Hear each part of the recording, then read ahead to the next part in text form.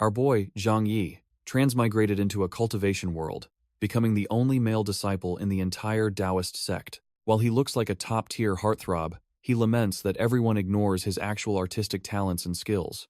The junior sisters are absolutely obsessed, constantly swarming him, just to catch a glimpse of his handsome face. He finds the constant interruptions exhausting, wishing he could just focus on his cultivation without being bothered. His dream is to eventually get strong enough to leave this place, and finally explore the world outside. He just wanted a quiet life of slow improvement, but fate had a much trash-tier plan in store. Suddenly, a system activates, demanding he confess to his master or face a life as a castrated dog. His target is Yue Yao, the merciless fairy, a woman so cold she is basically a walking death sentence. Every man who ever tried to woo her ended up crippled or kicked out, leaving a mountain of regrets. Now Zhang Yi is completely dumbfounded, realizing he has to choose between a swift death and losing his manhood. Zhang Yi is snapped out of his panic when a cold voice asks what's weighing on his mind. The presence before him is suffocating, radiating the kind of beauty that usually leads to a quick death. Every detail of her appearance screams power, reminding him exactly why she is called the merciless fairy. Yue Yao stands there, like a goddess, the very person our boy is supposed to confess to right now. He nervously greets his master, trying his best to keep his composure while his heart does backflips. Internally, Zhang Yi is absolutely losing it, terrified by her overwhelming beauty and the system's trash-tier ultimatum. She demands an update on his progress, even asking if any female disciples have managed to distract him. He claims he's only focused on the Tao, though he's secretly cursing his luck for being too scared. Yue Yao approves, noting she's already purged hundreds of weak-willed disciples who let their hearts wander. Realizing it's now or never, Zhang Yi argues that cultivation is meaningless if you can't even speak your truth. Yue Yao stares him down with those cold, golden eyes, waiting for him to dig his own grave. Our boy asks how she can preach about heartless cultivation when she's never even felt a spark of love. He grits his teeth, realizing he can't keep these feelings bottled up for another second. With a desperate shout, Zhang Yi finally confesses his love, throwing caution to the wind. The merciless fairy is actually dumbfounded, her icy composure cracking for just a split second. Sadly, the shock turns to pure disappointment as she sighs over her disciple's perceived weakness. She summons the moon sword, its cold light signaling that his confession just earned him a death sentence. Yue Yao threatens to strip his status and end his lineage for breaking the sect's most sacred rules. As the trash-tier system counts down the final 2 minutes, Zhang Yi's life flashes before his eyes. He remembers her kindness from years ago, back when he was just a child wanting to stay forever. Yue Yao is completely dumbfounded, her icy mask finally shattering as she processes his sudden, reckless confession. Our boy remembers the warmth of her cooking when he was just a kid, reaching his first cultivation milestone. Even when his progress hit a wall at 15, she was the only one who didn't give up. The merciless fairy remains silent, her yellow eyes hiding a storm of conflicting emotions beneath that cold exterior. Despite the memories, the moon sword stays pressed against his throat, ready to end his life for this heresy. Zhang Yi smiles sadly, deciding he won't let his feelings become a burden to the woman he loves. He suddenly pivots, his boots kicking up dust as he makes a desperate dash away from her blade. Yue Yao screams in horror as she realizes the idiot is actually throwing himself off the mountain's edge. As he plummets, he promises to love her in the next life, though he's definitely not happy ending like this. Gravity kicks in and panic hits as he realizes too late that he never actually learned how to fly. Our boy panics as the timer ticks down, realizing he might die and become a dog simultaneously. Suddenly, a firm hand grabs him, stopping his fatal descent just in the nick of time. Yue Yao demands to know if he is suicidal, but he simply claims his sacrifice was for her. The cold sect leader is visibly shaken, her icy exterior cracking at such a bold, reckless declaration. Frustrated by her own wavering heart, she tells him to shut up and tosses him toward the ground. He hits the dirt with a massive thud, sending a cloud of dust over the shocked onlookers. Against all odds, the system confirms his success and grants him the legendary Supreme Holy Body reward. As the dust settles, the merciless fairy looms over him, her presence as heavy as a mountain. She coldly informs him that by choosing this reckless path, he has effectively ruined his entire future. Yue Yao vows to expel him from the sect immediately, leaving our boy completely dumbfounded in the crater. Zhang Yi feels an overwhelming surge of divine power as the legendary Supreme Holy Body finally awakens within him. Yue Yao stands frozen, unable to believe her eyes as a supreme phenomenon manifests right before her. The surrounding disciples can't contain their excitement, cheering for their senior brother who just shattered his mortal limits. Our boy lets out a primal roar, his eyes burning with a golden light that signals his true ascension. A massive golden dragon erupts from the crater, soaring toward the heavens and announcing his arrival to the world. The pillar of light is so massive that cultivators from distant sects realize a new powerhouse has awakened. The elders tremble in fear, realizing this holy body might actually signify the end for all traditional cultivators. Even the ancient beasts in the deep mountains stop in their tracks, drawn to the blinding light. The spirit fox watches in terror, knowing that a supreme being has finally appeared among the human race. The sky itself ripples under the pressure of his new power, forever changing the fate of this world. Even a lone observer in the stars is dumbfounded as a massive energy beam strikes the world below. The celestial farmer watches in disbelief, realizing that whatever just happened on that planet is definitely not normal. Back on the ground, the sky splits open as the divine light finally settles into its new host. Our boy feels the supreme holy body take hold, instantly boosting him straight into the spiritualization realm. Yue Yao is completely frozen, unable to believe her disciple reached such a profound level in mere seconds. Zhang Yi cheekily suggests that falling in love is the secret to his lightning-fast growth, teasing his master. She snaps back that romance has nothing to do with it, warning him that rival sects are already coming. He realizes his new constitution is a double-edged sword that threatens the interests of every top-tier expert. The gravity of the situation hits him as he realizes he has officially become the world's most wanted target. Yue Yao tries to usher him to safety, but he refuses to let her face the storm alone.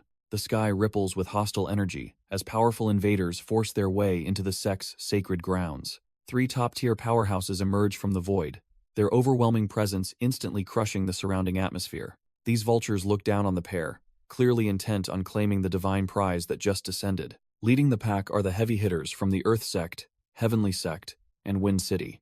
Yue Yao immediately draws her blade, telling these intruders to stay out of her sect's private business. Senior Qinglian ignores the threat, her eyes locked onto our boy as she confirms his legendary awakening. She shamelessly tries to scout him, calling his master an old woman who is wasting his talent. Yue Yao fumes at the demoness, while Zhang Yi cheekily backs his master up against the thirsty recruiter. Not to be outdone, Zhou Di and Feng Wuji start throwing out bribes of women and endless resources. Yue Yao finally snaps and unleashes her full power, vowing that no one is snatching her disciple away. Zhang Yi calls out their greed, knowing they just want to turn him into a human pill ingredient. The trash-tier elders try to play it off as kindness, but their masks are clearly slipping. Our boy isn't buying it and gives them a one-finger salute, swearing loyalty to his master forever. Seeing their bribes failed, the trio instantly switches to threats, showing their true, ugly colors. Yue Yao watches with a rare smile, proud that her disciple finally has some real dignity. Senior Qinglian loses her patience and lunges forward, intent on making him her personal slave. Not wanting to be left out, the other 2 join the fray to snatch the divine prize. Yue Yao won't let them touch a hair on his head and prepares to face them all. Their powers collide in a massive shockwave that threatens to level the entire sect grounds. Seeing his master pressured, Zhang Yi ignites his new holy body to jump into the fire. These 3 trash-tier leaders are practically drooling, completely obsessed with snatching our boy and his supreme holy body. A massive explosion of chi suddenly erupts as their combined greed clashes against the sect's defenses. The shockwave sends the 3 vultures reeling, yet they refuse to back down from their divine prize. Yue Yao desperately shields Zhang Yi from the blast, telling him to get to safety while she holds firm. Our boy is dumbfounded when he sees his master coughing up blood after tanking that brutal hit for him. Senior Qinglian mocks her, claiming she is running on fumes and should just hand the boy over already. Even while injured, the merciless fairy stands her ground, swearing they will never take him while she still breathes. The other sect disciples rush out with blades drawn, ready to die defending their senior brother from these intruders. Zhang Yi realizes that even with their spirit, the sect cannot survive a war against 3 major powers. Stepping forward with grim resolve, our boy declares he will take full responsibility to keep his family safe. The 3 vultures loom over our boy, promising him a grand future if he just ditches his sect. Yue Yao snaps at him, warning that these trash-tier elders will just refine him into a human pill. Realizing talk is cheap, the invaders prepare to crush the master to finally claim their divine prize. Suddenly, a massive crimson pillar of light pierces the heavens, stopping the bloody confrontation dead in its tracks. High above, a terrifying double-pupil eye manifests amidst a chaotic storm of red lightning and spiritual pressure. Senior Qinglian and Feng Wuji are completely dumbfounded, recognizing the legendary sign of a double-pupil holy body. Zhou Di realizes the light is coming from his own heavenly sect, and erupts into a fit of joy.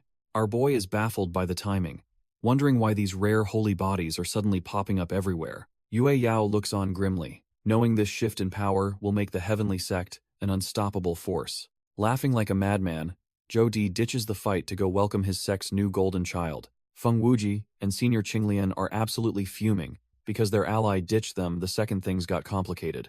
Senior Qinglian figures that since the holy bodies will just cancel each other out, it is time to bounce. Our boy just watches this trash-tier display of cowardice, realizing these so-called experts only bully the weak. Making some lame excuses about urgent business, the two invaders prepare to tuck tail and run.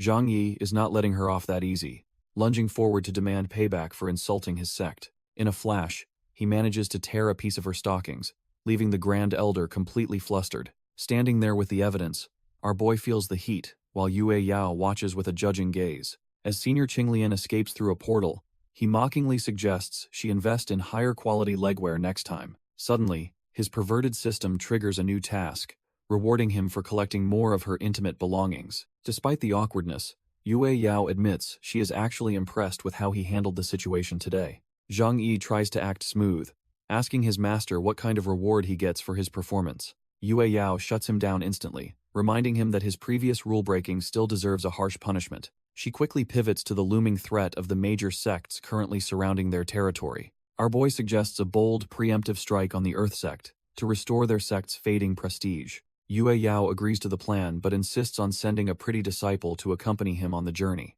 Zhang Yi's perverted imagination runs wild as he dreams of traveling with a top-tier, sexy junior sister. The master drops a bombshell, revealing his companion is actually the Grand Elder's favorite disciple, Zhang Luoyan.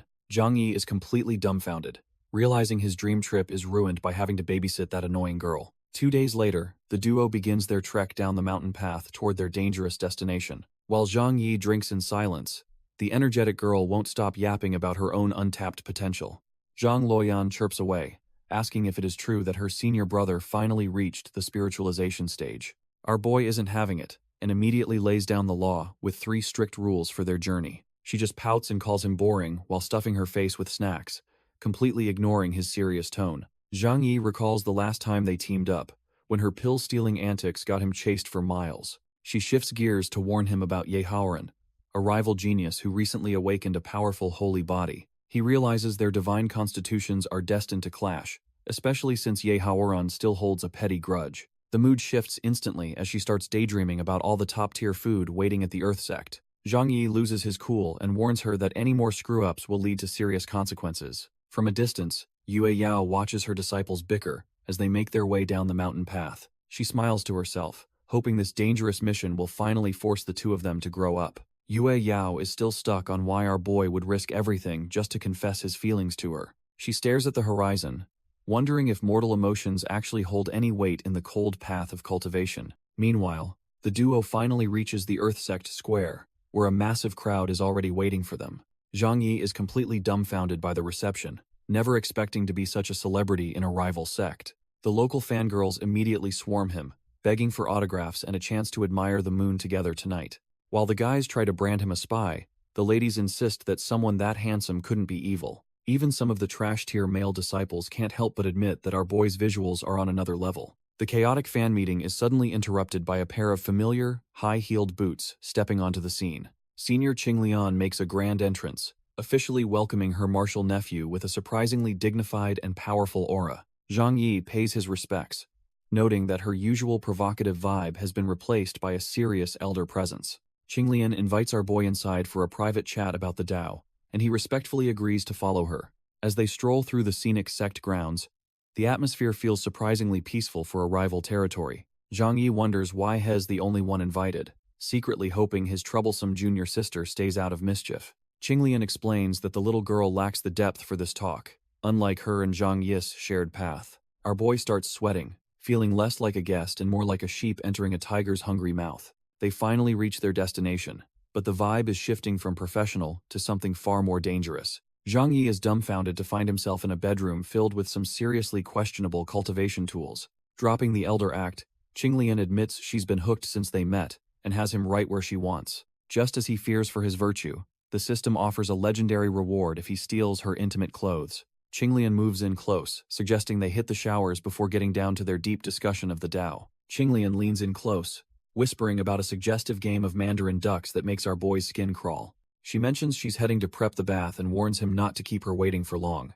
Zhang Yi plays the part of the submissive junior, acting cute while secretly plotting a high-stakes laundry heist. As she begins to undress, the room fills with steam, masking her movements from the world outside. She lets her guard down completely, never suspecting her guest is more interested in her clothes than her. Our boy tries to maintain his honor but can't help peeking, his nosebleed proving he's still a man. Seeing her silhouette in the tub, he realizes this is the perfect window to strike and finish the mission. He snatches her garments and bolts, calling her an old hag and swearing they'll never meet again. Qinglian is left dumbfounded in the water, her face flushing with pure rage at being played so easily. The system grants him a Taoist fruit for the theft as he flies away, fearing her inevitable pursuit. Zhang Yi is trying to make a clean getaway when a familiar voice suddenly halts him in his tracks. Turns out Zhang Luoyan is a total glutton who just stole a rare fruit, bringing a massive headache along. Our boy realizes they are about to be swamped by a mob, and wonders where his protection went. Meanwhile, the two guardian elders finally wake up,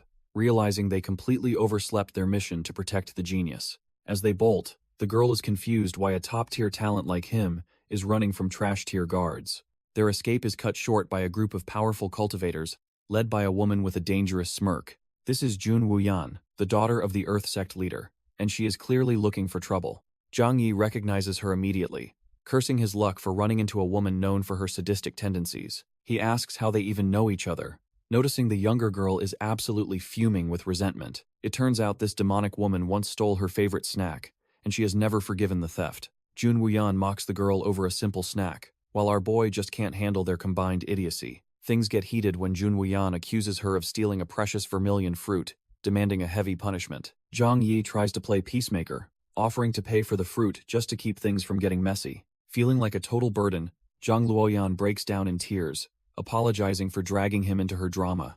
Jun Wuyan isn't interested in money, making it clear that the brat needs to apologize to her first. Fed up, Zhang Luoyan triggers her enlargement technique, turning her snack into a massive, sugar-coated weapon of war. Jun Wuyan dives in for the kill, sneering that she will never apologize to someone so beneath her. Their weapons collide with a loud thud, sending shockwaves through the air as the two girls go all out. Watching the chaos, our boy realizes that fights between women are way more terrifying than any monster he's faced. He notes they are both at the golden core stage, meaning this brawl will be decided by pure skill.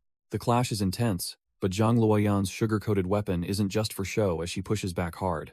Jun Wuyan smirks, admitting that while the girl has some decent power, it is still not enough to win. She strikes a confident pose, thinking it is a total shame that her opponent had to face a genius. Fed up with the ego, Zhang Luoyan leaps into the air, calling her rival a narcissistic witch. Suddenly, Jun Wuyan lashes out with her spiritual snake technique, wrapping her chain weapon around the girl. With a sharp strike, she shatters the giant snack, thinking she has finally ended this childish tantrum. However, Zhang Luoyan just grins, telling her she celebrated way too early before doubling her power. She pulls out 2 more snacks, activating a heavy enlargement technique that leaves the crowd speechless. Our boy is completely dumbfounded, wondering just how many of those things she has been hiding in her sleeves. Not backing down, Jun Wuyan unleashes a massive cross-slash of sword chi to finish the fight once and for all. Jun Wuyan is completely caught off guard, realizing her opponent's speed is on a whole different level. The force of the impact sends her flying backward, while the nearby disciples panic at the sudden turn.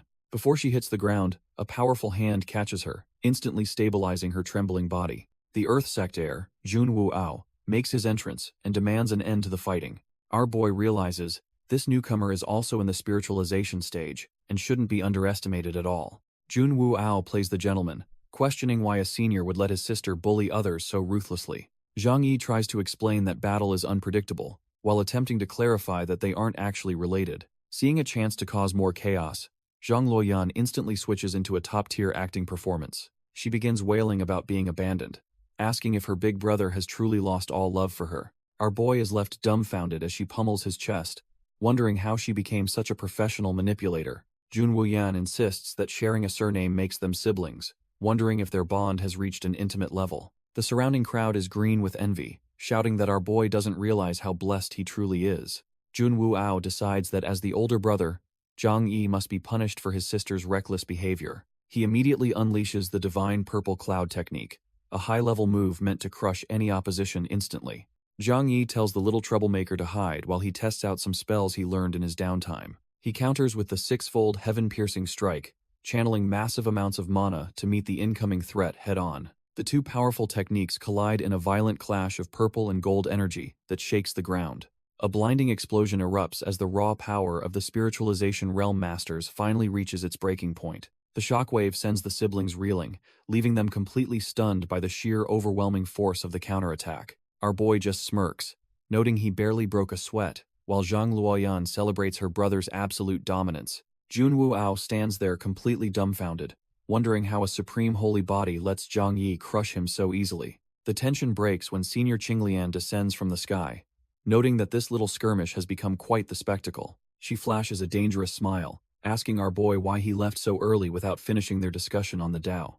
Zhang Yi starts sweating, realizing his spiritual energy is drained and he won't be able to outrun this thirsty elder. She lands with an air of authority, warning him to be a good boy before she's forced to use power. Watching from the sidelines, Jun Wuao wonders how Zhang Yi will survive an encounter with the infamous venomous beauty. Meanwhile, Zhang Luoyan is just impressed that her senior brother has the guts to offend such a high-tier powerhouse. Our boy keeps his cool, smirking as he challenges the elder to discuss her version of the Tao right here. Senior Qinglian suddenly turns red, realizing she can't reveal her true, scandalous intentions in front of all these disciples.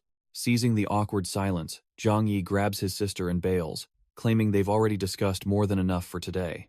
The Earth Sect trio is fuming, each plotting a different way to humiliate or capture our boy tonight. Jun Wuao steps up, playing the scholar card by inviting Zhang Yi to a poetry duel over drinks. The sect heir is convinced his literary genius will crush Zhang Yi, where brute force failed earlier. Our boy just smirks, knowing his modern Earth education makes him a god-tier poet in this world. Senior Qinglian leads the way, secretly salivating at the thought of having Zhang Yi as her main dish. They arrive at the majestic heavenly pavilion, the perfect stage for a high-stakes battle of wits and words. The local disciples are divided, with some calling him a loser, while others swoon over his perfect face. As the wine flows, the tension rises under the watchful eyes of the crowd cheering for their master. Meanwhile, the two girls have abandoned dignity, turning the elegant banquet into a trash-tier food-eating contest. Zhang Yi stays cautious, having already used a detoxification technique to ensure no dirty tricks ruin his night. Jun Wuao confidently kicks things off, deciding to use wine as his opening theme for the duel. Our boy takes a sip, genuinely curious to see if this supposed genius actually has any real game. The heir begins his recital, looking out toward the horizon as he channels his inner literary master. His words actually trigger a spiritual manifestation, leaving the local trash-tier disciples absolutely dumbfounded by his talent. While Jun Wuyan swoons over her brother, Zhang Luoyan just pouts, refusing to admit he's even remotely impressive. Senior Qinglian watches with a smirk, convinced that Zhang Yi is about to get completely schooled in poetry. After finishing, the heir asks for a critique, and Zhang Yi politely admits the performance was pretty dynamic. He realizes that, in this world, top-tier lyrics can literally bend reality, so he can't just coast. Sensing an opening, the thirsty elder suggests he write about the moon to honor his master's name. Suddenly, a system mission triggers, and our boy decides it's time to get serious for those rewards.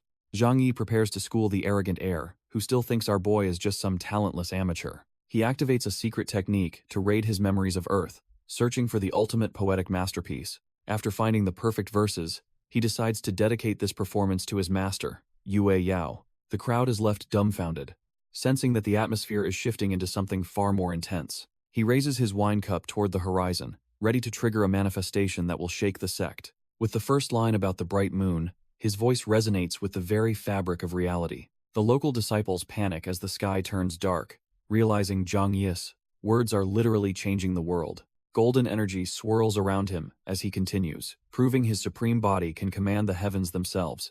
A massive heavenly palace appears in the sky, leaving everyone staring at the impossible sight in silence. Even the arrogant Jun Wuao is forced to acknowledge Zhang Yi's god-tier talent, while the girls swoon. Our boy continues his recital, his supreme body resonating with ancient verses as golden energy flares. Miles away, Yue Yao watches the moon manifestation, feeling a strange pang of sadness for her disciple. The heavenly palace shines brighter, symbolizing the fleeting nature of life and the inevitability of goodbyes. The crowd is absolutely wrecked, with disciples weeping over lost loves and the sheer beauty of his words. While Jun Wuyan gets jealous, Jun Wuao struggles with his own complicated and rather weird realizations.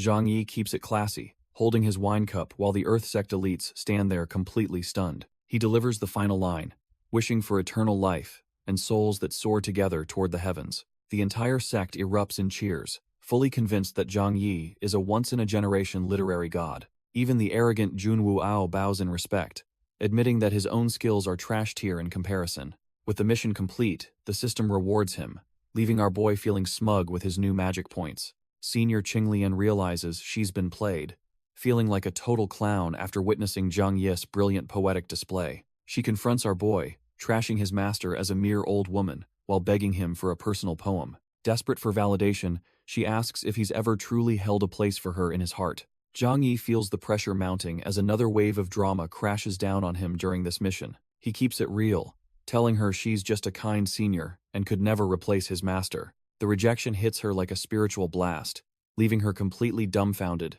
and heartbroken by his cold words. Suddenly, she flips the script, claiming his theft of her undergarments proves he's just a shy, thirsty admirer. Zhang Luoyan's jaw hits the floor as she realizes her senior brother might actually be a massive pervert. While Jun Wuao finds this hobby respectable, his sister is utterly disgusted by the trash-tier behavior on display. Our boy panics, desperately claiming he only took the clothes for scientific study before trying to return them. Our boy panics when he realizes the system snatched the evidence back, leaving his explanation sounding like a lie. Senior Qinglian just blushes harder, suggesting they spend every day together discussing the deeper mysteries of the Tao. Before things get weirder, the two guardian elders arrive with a flashy pose to reclaim their sect's disciple. Qinglian's expression turns cold as she prepares to crush the intruders for acting so bold in her territory. The elders launch a combined spiritual blast, hoping to end the purple-haired witch with a single, decisive strike. She finds them incredibly annoying, swinging her massive weapon to silence their shouting once and for all. The impact sends the protectors soaring into the distance, leaving Zhang Yi and his sister completely wide open. The pair trembles in fear as a massive shadow looms, realizing they are truly screwed this time around. Qinglian looms over them like a predator, laughing that no amount of screaming will bring them any help. Suddenly, a golden portal tears through the sky as powerful figures arrive to stop the demoness's wild behavior. Yue Yao finally makes her grand entrance, warning everyone that nobody touches her precious disciple while she is around. Our boy is beyond relieved to see his master, while Senior Qinglian realizes the old woman has finally arrived. Even the Earth Sect heir is mesmerized by her beauty, forcing Jun Wuyan to shield his wandering eyes. The surrounding disciples are losing their minds, wishing they had a master as ethereal as the merciless fairy. Yue Yao demands professional restraint, but Senior Qinglian drops a bombshell about Zhang Yi stealing her intimate garments. Stunned by the trash-tier accusation, Yue Yao insists her disciple is far too pure for such degenerate behavior. The crowd's opinion splits instantly, with some calling him a beast and others envying his legendary boldness. Poor Zhang Yi is suffering a total social death, wishing the ground would just swallow him whole right now. Refusing to hear more, Yue Yao flares her aura and demands they let her disciple leave immediately or else. Crushed by the overwhelming pressure, Senior Qinglian realizes she is outmatched and reluctantly decides to back down for today. Senior Qinglian fumes with rage, swearing that this humiliation will be repaid, and our boy will eventually be hers. Yue Yao remains cold and focused, caring only about ensuring her disciple makes it out of this mess unscathed. The group finally begins their exit, vanishing into a pillar of light to leave the Earth Sect behind. Before he can fully escape, Senior Qinglian decides to toss Zhang Yi a little parting gift to stay relevant. She shoves her own garments into his hands, leaving everyone dumbfounded, while our boy desperately denies being a pervert. Even his allies can't help but look at him with pure judgment, convinced that all perverts say the same thing. Surprisingly, the Earth Sect disciples aren't disgusted, and instead cheer for their new idol as he walks away. The female disciples take it a step further, literally throwing their own clothes at him as tokens of love. Zhang Yi is losing his mind, realizing his pure image is officially dead if he doesn't stop this madness. Meanwhile, the crowd starts bribing Zhang Luoyan with snacks, just to get a love letter into his hands. Zhang Luoyan is convinced she has found paradise after scoring a mountain of snacks from the obsessed crowd. Our boy has to literally drag the little glutton away before the mob of disciples catches them. They finally arrive back at the Taoist sect, under the moonlight, carrying their heavy loot and even heavier reputations. Zhang Yi is completely drained from the ordeal, while his sister is just happy about her massive food haul. A disciple greets them and explains that the sect leader has been waiting for him at the peak. He starts having some trash-tier thoughts, wondering if his master is looking for a romantic midnight encounter. High on the moon shadow peak, Yue Yao stands like a goddess, her presence commanding the entire night sky. Zhang Yi watches from behind a tree, totally dumbfounded by the sheer beauty of his master in the moonlight. She immediately calls him out, telling him there is no point in trying to sneak around her sharp senses. He tries to act smooth, but she quickly reminds him that she called him here strictly for official business. Yue Yao explains that the Earth sect was just a warm-up for the upcoming beast beheading competition. Our boy is shocked to hear that the legendary Yahello will also be attending the grand gathering. Yue Yao warns him that a clash with the heavenly sect's top genius is now completely unavoidable. Zhang Yi confidently claims that since he crushed him in literature, he'll do the same in a fight. To ensure his safety, she bestows upon him the Yang sword, a divine weapon overflowing with pure energy. He feels incredibly touched by her protection and wonders how he can ever truly repay her kindness. Suddenly, his system triggers a new task to share a Taoist fruit for a legendary sword technique reward. When he mentions having something good for her, she mistakes his intentions for trash-tier nonsense and gets flustered. He reveals the glowing Taoist fruit, proving he wasn't just messing around with his beautiful master. Yue Yao is dumbfounded that he somehow obtained a rare treasure from the great Tao spirit tree. Zhang Yi explains he won the fruit from Senior Qinglian, and insists his master use it for her tribulation. Yue Yao scolds him for being too selfless in a ruthless world where people rarely care for others. He argues that her gift of the Yang sword is far more precious, making her blush and act defensive. Refusing to take no for an answer, our boy decides to split the glowing treasure right down the middle. He playfully threatens to never leave her side tonight unless she agrees to share the fruit's divine blessings. The cold sect leader finally caves to his persistence, taking her half while trying to hide her obvious embarrassment. Sharing the fruit triggers a system reward, instantly granting him the legendary immortal poet sword technique through divine verses. Zhang Yi can't help but tease her further, jokingly demanding to watch her eat every single bite. Deciding that bickering with her cheeky disciple is a losing battle, she prepares to finally consume the essence.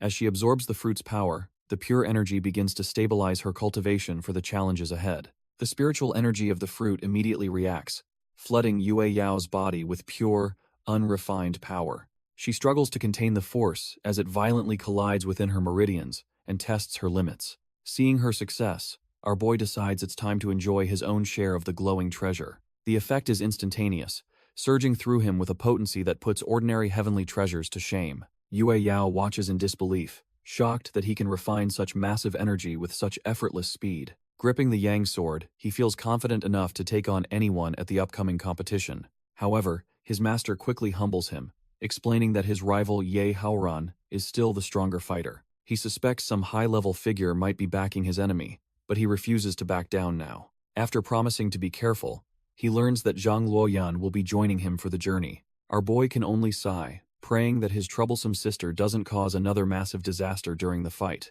Our boy and his sister finally set off toward the location of the beast beheading competition. While Zhang Luoyan roasts a whole pig, Zhang Yi teases her for being such a massive glutton. She just huffs, telling her brother that he clearly doesn't know how to enjoy the finer things. When she heads off to find mushrooms, Zhang Yi warns her to stay alert in these dangerous woods. He senses the atmosphere shifting as a demonic presence watches them from the shadows with glowing red eyes. Suddenly, a winged beast dives from the sky and snatches their breakfast right off the fire.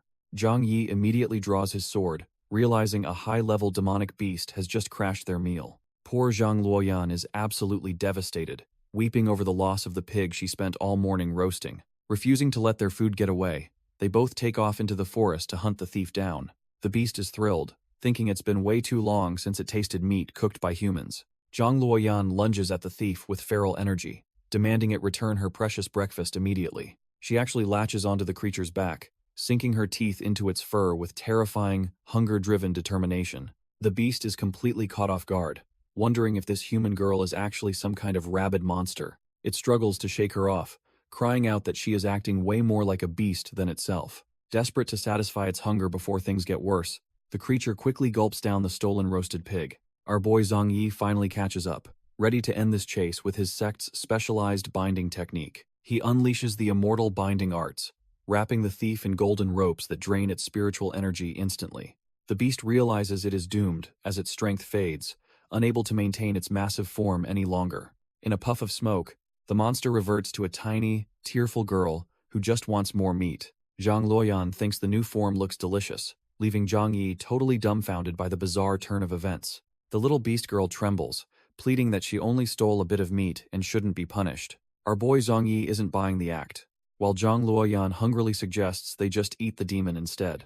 Looking into her eyes, the terrified creature realizes she is dealing with actual devils in human skin. Desperate, she claims to be the legendary divine beast Bai Zhe, hoping her status will grant her protection.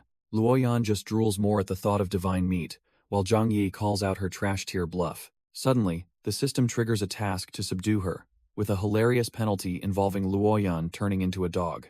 Zhang Yi pivotally suggests using her as a mount first, though Luoyan still plans on a post-ride snack. As the beast girl begs for her life, Zhang Yi unleashes his beast-taming arts to seal the deal. The attempt backfires spectacularly, and a cloud of smoke reveals that Luoyan has officially been turned into a pooch. Zhang Yi can only laugh nervously as his sister-turned-dog demands to know what kind of trash-tier technique he used. Zhang Yi realizes his standard arts are trash-tier against a divine beast, while the creature mocks his sister's misfortune. Even as a pooch, Luoyan isn't taking any lip and delivers a swift, rainbow-vomiting slap to the winged girl. Seizing the chaos, our boy activates a high-level master-servant contract to finally bring the little beast to heel.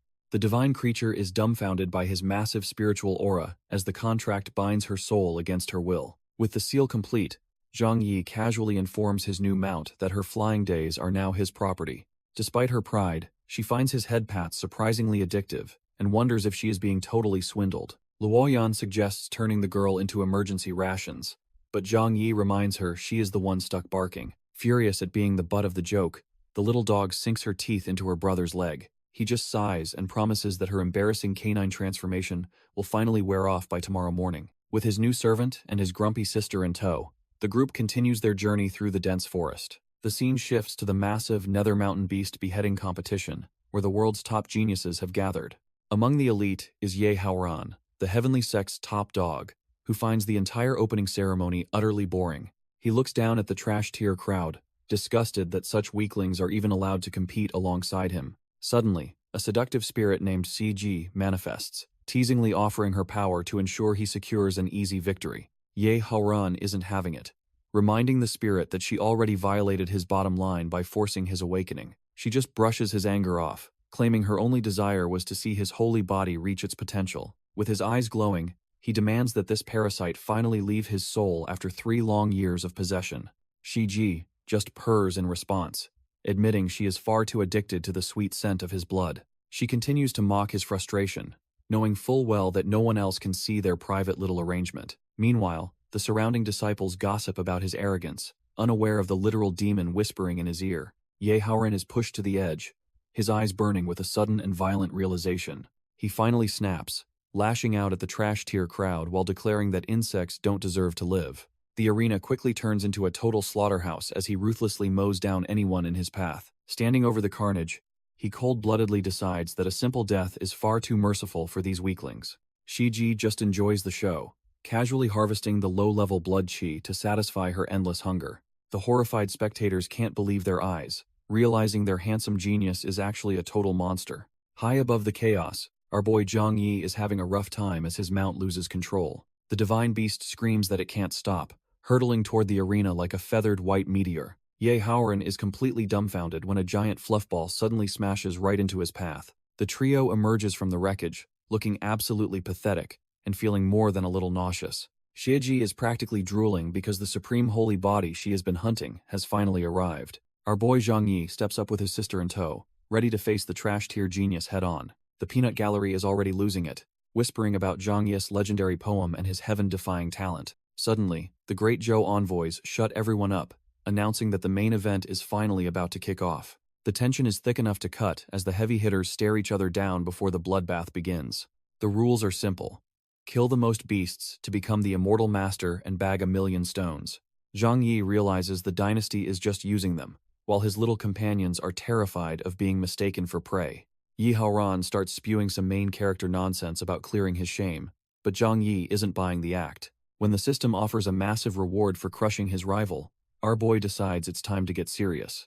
He mocks his opponent with a gesture and tells him to bring his best game to the battlefield. The beast beheading competition officially kicks off in the Black Forest, as trash-tier cultivators rush in for glory. Our boy Zhang Yi finds the shouting cringy, worrying that these idiots will alert every beast in the area. He grumbles about being used as a mount while his little companions demand he go faster for snacks. Meanwhile, the spirit Shiiji teases Yahello with a pet name, much to his visible annoyance. Yahello plans to let the other idiots scout ahead while they wait to swoop in and profit. Suddenly, a massive, terrifying aura fills the air, making the fodder disciples realize they are in deep trouble. The atmosphere burns up as the panicked group prepares for a fight they definitely aren't ready for. Out of the smoke charges the Shiba Inu King, a spiritualization stage beast that looks absolutely shredded. With one massive swing, the buff beast sends the cultivators flying like ragdolls, proving his absolute dominance. The monster stops mid-slaughter, looking completely dumbfounded by a group that actually has the guts to stand firm. Ma Xianxi steps up, claiming that true experts always arrive at the perfect moment to save the day. The crowd goes wild, recognizing him as the reigning champion of the last beast beheading competition. He talks big, telling the massive beast that a mere dog can't even touch his shadow. This self-proclaimed expert charges up his thousand birds lightning whip, confident this flashy move will end the fight. Turns out, the Shiba Inu King doesn't care about flashy names and just pimp slaps him into the dirt. The disciples are dumbfounded, complaining about the lack of morals in a beast that uses surprise attacks. Ma Xianxi ends up looking surprisingly peaceful for a guy who just got his pride and bones shattered. Just then, our boy Zhang Yi strolls in with his chaotic entourage, wondering why everyone is already gathered. He sighs at the unwanted attention, realizing his status as a genius makes him a magnet for fanboys. The fallen champion looks up, weakly entrusting the beast to Zhang Yi's hands, before passing out for real. Zhang Yi stares at the fallen expert, wondering if this guy is actually serious about his dramatic exit. Our boy promises to avenge the fallen hero and take first place, while his dog sister cries over the tragedy. Suddenly, the trash-tier champion snaps awake, shouting that he hasn't kicked the bucket just yet. The massive Shiba Inu King lunges again, sending the nearby disciples into a total panic as it attacks. Zhang Yi steps in, deciding it's the perfect time to test drive the young sword his master gifted him. He launches a lightning-fast strike, aiming to end this beastly encounter before it even gets started. His blade flashes in a blur of light, carving through the air and the beast's defenses with ease. The Shiba Inu King is left dumbfounded, realizing its high defense is the only thing keeping it in one piece. As the beast tries to bolt, Zhang Yi's chaotic companions give chase, refusing to let their new toy escape. Surrounded by starstruck fans, Zhang Yi plays it cool, reminding everyone they still have a competition to win. Yahello watches the horizon, sensing that the real carnage is only just beginning to unfold. Xieji smirks beside him, eager to witness the bloody show they are about to start. Deep in the forest, the divine beast and the little dog accidentally lure a massive stampede. Our boy is left sweating as he realizes his pets have just invited the entire demonic army. A terrifying wave of monsters crashes through the trees, hungry for the disciples' blood. The surrounding cultivators are forced into a frantic battle for survival against the overwhelming horde. Sensing the rising blood chi, Yahello and his spirit partner dive headfirst into the fray. They begin a ruthless slaughter, carving through the beasts with a dark, suffocating power. Zhang Yi knows he can't hold back anymore, and prepares to unleash his immortal poet sword technique. He summons a massive torrent of sword chi, obliterating the monsters in a blinding flash of divine light. Zhang Yi unleashes a strike so massive it feels like a literal ocean of golden sword chi. The nearby disciples and his pets are left dumbfounded by the sheer scale of his spiritualization stage power. Suddenly, the system penalty ends, and Luoyan finally regains her human form while the divine beast fears for her life. Up on the observation platform, the masked envoys realize this single move just wiped out over 3,000 beasts. Yahello watches the horizon, sensing a terrifying power that completely overshadows his own dark slaughter. While he trembles at the poetic sword intent, his spirit partner is already salivating over Zhang Yi's divine blood. Our boy just sighs, thinking that being this invincible is actually getting a little lonely. When a purple tiger dares to scavenge nearby, he spots his rival and decides not to let him steal the kill. Both geniuses charge at the same time, leaving the poor beast completely confused as they close in. Their powers collide in a massive boom, turning the hunt into a direct clash between the two top-tier monsters. Shiji panics as Zhang Yi's pressure mounts, screaming for her host to stop holding back his true power. Yahello finally snaps, his eyes glowing with a sinister light, as the double pupil ability fully awakens. He declares this a fight to the death, while our boy just wonders if his rival has real moves. Their collision sends shockwaves through the forest, turning the area into a chaotic storm of blood-red energy. Zhang Yi actually starts enjoying himself, realizing that for a possessed puppet, Ye Haoran is a decent warm-up. Frustrated by the gap in their power, Ye Haoran curses that he never wanted to reveal this bloodthirsty secret. He unleashes a massive crimson strike, desperate to end the man who makes his legendary talent look pathetic. Our boy easily deflects the blow, taunting his rival for having such weak strength despite all that posturing. Nearby, disciples scramble for their lives, realizing that being caught in this clash of holy bodies means death. They watch in awe, noting that Ye Haoran's demonic aura is no match for Zhang Yi's divine presence. Their blades collide again as the intensity of the duel reaches a fever pitch. Suddenly, a massive serpent and a feral bear try to crash the party, looking for an easy meal. Both fighters lose their patience, blowing the trash-tier beasts away because they are currently busy with each other. Ye Haoran laughs like a maniac, conjuring blood daggers to overwhelm our boy from every possible angle. Zhang Yi parries the strikes, admitting that the heavenly sect's blood manipulation is actually pretty versatile. Up in the stands, the great Zhou envoys worry that this level of destruction will ruin the entire competition. Ye Haoran claims his double pupil state has finally decoded Zhang Yi's movements, exposing every single weakness. Realizing he can't stall anymore, our boy decides to ignite the true explosive power of his supreme holy body. The forest trembles as their ultimate techniques collide in a blinding flash of golden and crimson energy. Ye Haoran is left dumbfounded, realizing his legendary talent is still second-rate compared to Zhang Yi's raw power. Shiji watches the clash from the sidelines, acknowledging that our boy is clearly the superior fighter. She puffs on her pipe, plotting to use Ye Haoran's desperate desire for victory to rule the cultivation world. The great Zhou envoys suddenly intervene, demanding the two stop their personal duel since the competition is over. Meanwhile, Luoyan and the divine beast are busy devouring a massive roast, complaining they are still hungry. Ye Haoran refuses to yield, betting that his total beast kill count will still put Zhang Yi to shame. The officials begin the final tally, calculating the massive mountain of monster corpses left behind by the participants. One envoy is left completely dumbfounded as he reads the final report, unable to believe the recorded numbers. He announces that Zhang Yi secured the win with 3,650 kills, barely edging out his rival's count of 3,600. Our boy is officially crowned the Immortal Master, though he secretly feels the fight was far from satisfying. Ye Haoran stands in the crowd trembling with rage, realizing he is still second-rate even with a spirit's help. The crowd erupts in cheers, praising our boy's talent, while laughing at his rival's unfortunate timing. Luoyan and the divine beast immediately cling to him, shamelessly demanding a cut of the prize money. The system rewards him with magic power, but he's completely dumbfounded by a literal rocket launcher from Earth. Nearby, the loser seethes with hatred, as his spirit companion promises a chance for bloody revenge tonight. Suddenly, the heavenly sect leader arrives, publicly shaming his disciple for such a pathetic and embarrassing performance. The humiliation is the final straw, causing his eyes to glow with a terrifying, murderous red light. He looks down on his master, calling him short-sighted trash who isn't fit to lead anyone anymore. The surrounding disciples are horrified, accusing their senior brother of total betrayal and losing his mind. In his heart, he vows to slaughter everyone and rebuild a world that is actually worthy of him. As night falls over the competition penthouse, a dark and ominous energy begins to brew in the shadows. Our boy finds his sister and the divine beast passed out after treating his hard-earned stones like snacks. He scans the room, realizing the female cultivators are all trash-tier drinkers who couldn't handle a single celebration. They're all dreaming of him, begging for his attention while he just stands there feeling like a total gentleman. Little does he know, Xieji is creeping in, hungry for his divine blood and unyielding body. As he takes a sip, the system screams a warning about an invisible enemy with a nasty organ-stealing penalty. He senses a chilling aura and realizes someone is lurking in the shadows, waiting for the perfect moment. Even though his heart is racing, he knows showing fear is a death sentence against a predator like this. Deciding to strike first, he lunges at the empty air and manages to snag the invisible intruder. He slams the spirit into the floor, finally catching the sneaky parasite that thought he was easy prey.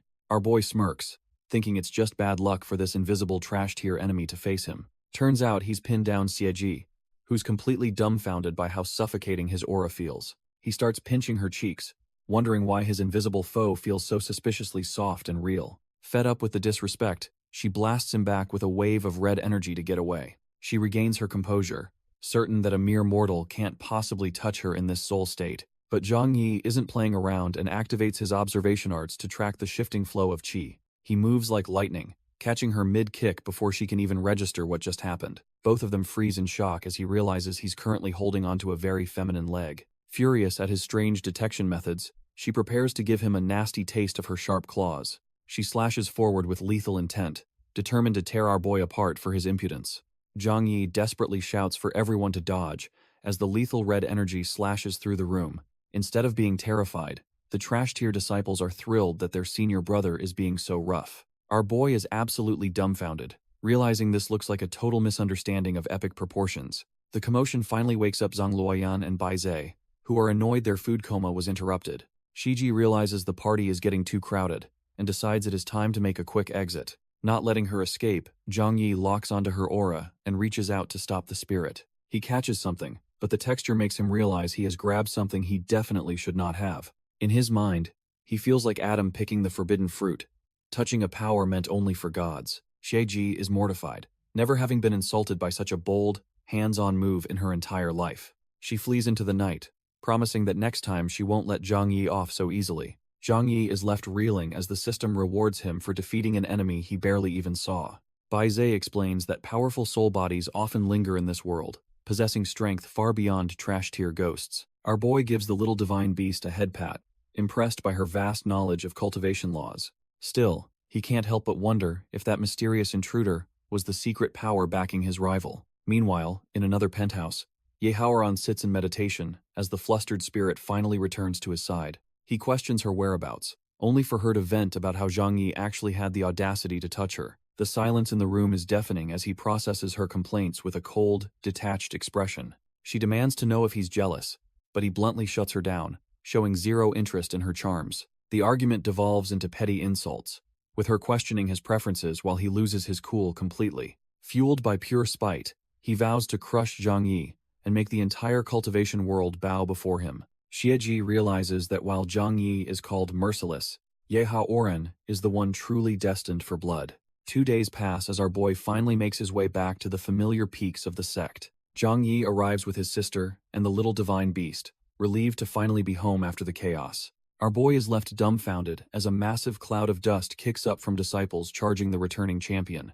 The girls swarm him with praise while others can't stop poking the adorable Bai Zhe like a plushie. The rowdy welcome is cut short when the sect leader appears, looking absolutely done with their lack of decency. She orders Zhang Yi to follow her immediately, giving him a sinking feeling that he's in major trouble. They head straight to the council hall, where the atmosphere is thick with the weight of his recent victory. Sipping her tea, she warns him that his rival won't take this loss lying down and will seek revenge. Our boy acknowledges the danger, knowing he must reach a higher realm to survive the enemies yet to come. Yue Yao slams her cup down, signaling she has one final, serious matter to discuss with him. She brings up the investigation into the senior Qinglian incident, warning him that his punishment is still pending.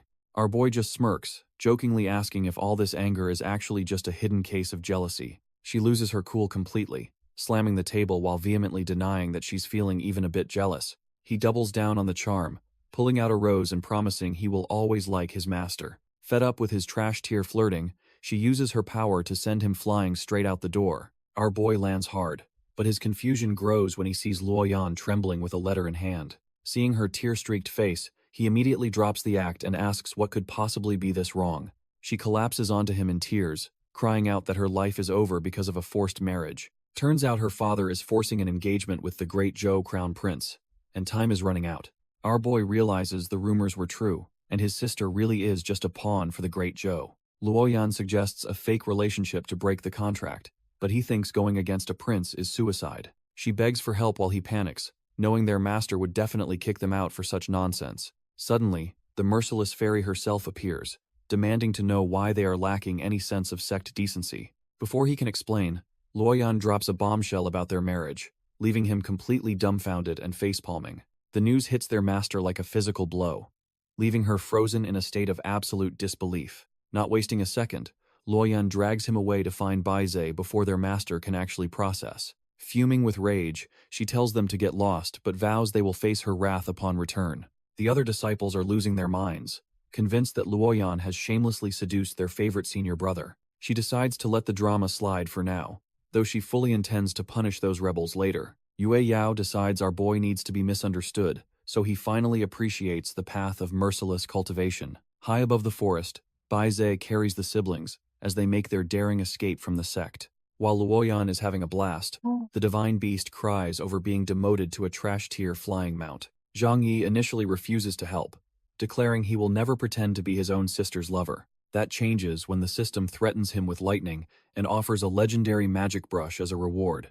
Our boy immediately switches gears, turning on the charm to secure that sweet loot, despite his previous pride. Bai Zhe watches in pure disgust, feeling like a dog being forced to swallow their sugary, fake romance. As they fly, he asks Luoyan why she is so obsessed with eating those simple, candied haws. She reveals a gritty past where she and her mother lived as ostracized servants doing backbreaking housework. Those treats were her first taste of happiness, handmade by a mother who saved every scrap of sugar. Zhang Luoyan reveals the gritty truth about her mother being poisoned, leaving her with no one to make her treats. Every bite of those candied haws is a bittersweet reminder of the only person who ever truly loved her. Zhang Yi offers a rare moment of comfort, assuring her that her mother is likely watching from a better place. She tries to compose herself, touched by his kindness, as she continues to feast on her favorite childhood snack. As they fly, she worries about being a burden, but our boy claims protecting his junior is just his duty. They eventually reach the Great Zhou imperial capital,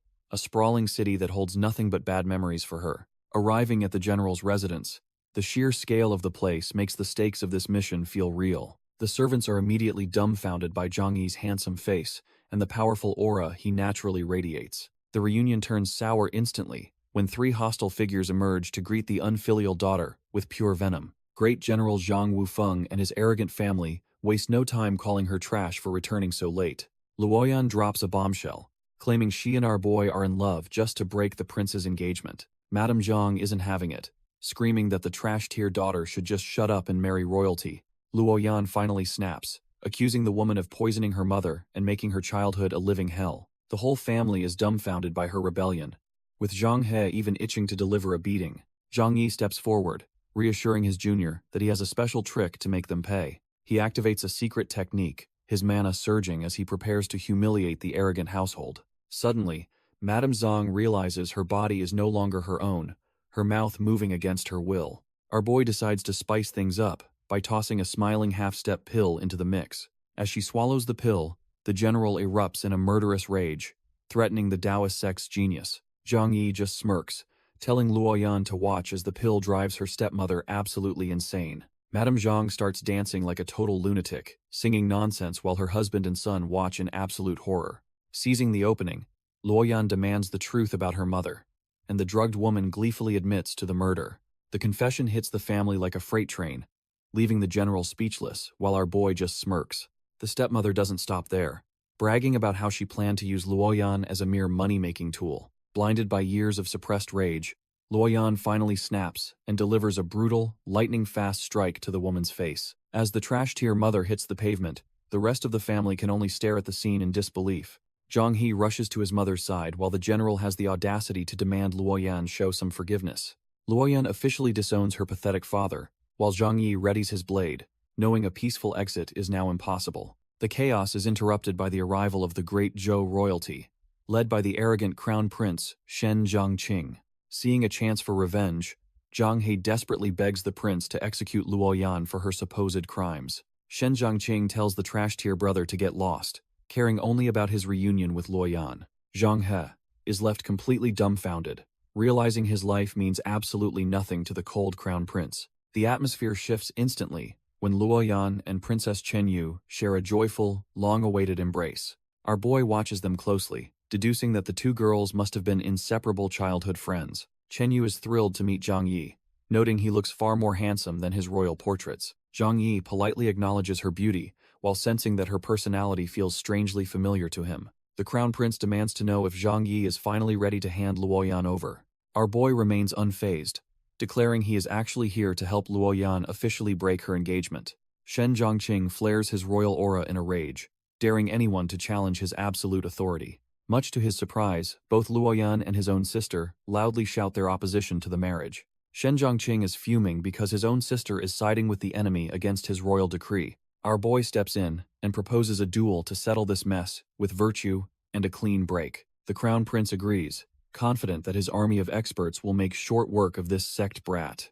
Zhang He charges in blindly, fueled by a trash-tier grudge, and a desperate need for revenge. Turns out, he's no match for our boy, who sends him flying with a single, effortless strike. Zhang Wufeng catches his battered son, realizing the boy is completely out cold after that pathetic display. Shen Zongqing starts sweating, finally realizing that Zhang Yi's power is way beyond what he initially expected. He calls out his elite golden armor guards to surround our boy and force him into a corner. Zhang Yi doesn't play fair, opting for a series of low blows that leave the guards utterly dumbfounded. While Luoyan is dying of embarrassment, the others are forced to admit his shameless style is actually effective. Our boy keeps the pressure on, making the elite guards wonder how a mere cultivator can be this strong. He reminds them that raw physical power is just one of the many perks of his supreme holy body. Seeing his men get trashed, Shen Zhongqing decides to step in personally to reclaim his royal dignity. Zhang Yi doesn't care about titles and clocks the crown prince so hard he starts tasting the rainbow. The onlookers are completely dumbfounded that someone would actually dare to lay hands on the great Zhou royalty. Surprisingly, the prince feels a strange comfort as the punch accidentally clears his blocked meridians like a massage. To keep things dignified, our boy pulls out a literal RPG, claiming a royal opponent deserves a heavy-duty weapon. He pulls the trigger without hesitation, leaving the guards terrified by his sheer cruelty and lack of common sense. Shen Zhongqing realizes too late that he has zero time to dodge the incoming blast of spiritual energy. A massive explosion rocks the area, making Zhang Luoyan wonder if her brother is just putting on a fireworks show. Shen Zhongqing lies there in total bliss, realizing the blast actually tempered his body like a high-grade tonic. While the girls call him a total pervert, our boy just looks on with pure disgust at the display. Instead of running, the prince jumps back up, begging for another round of that painful spiritual massage.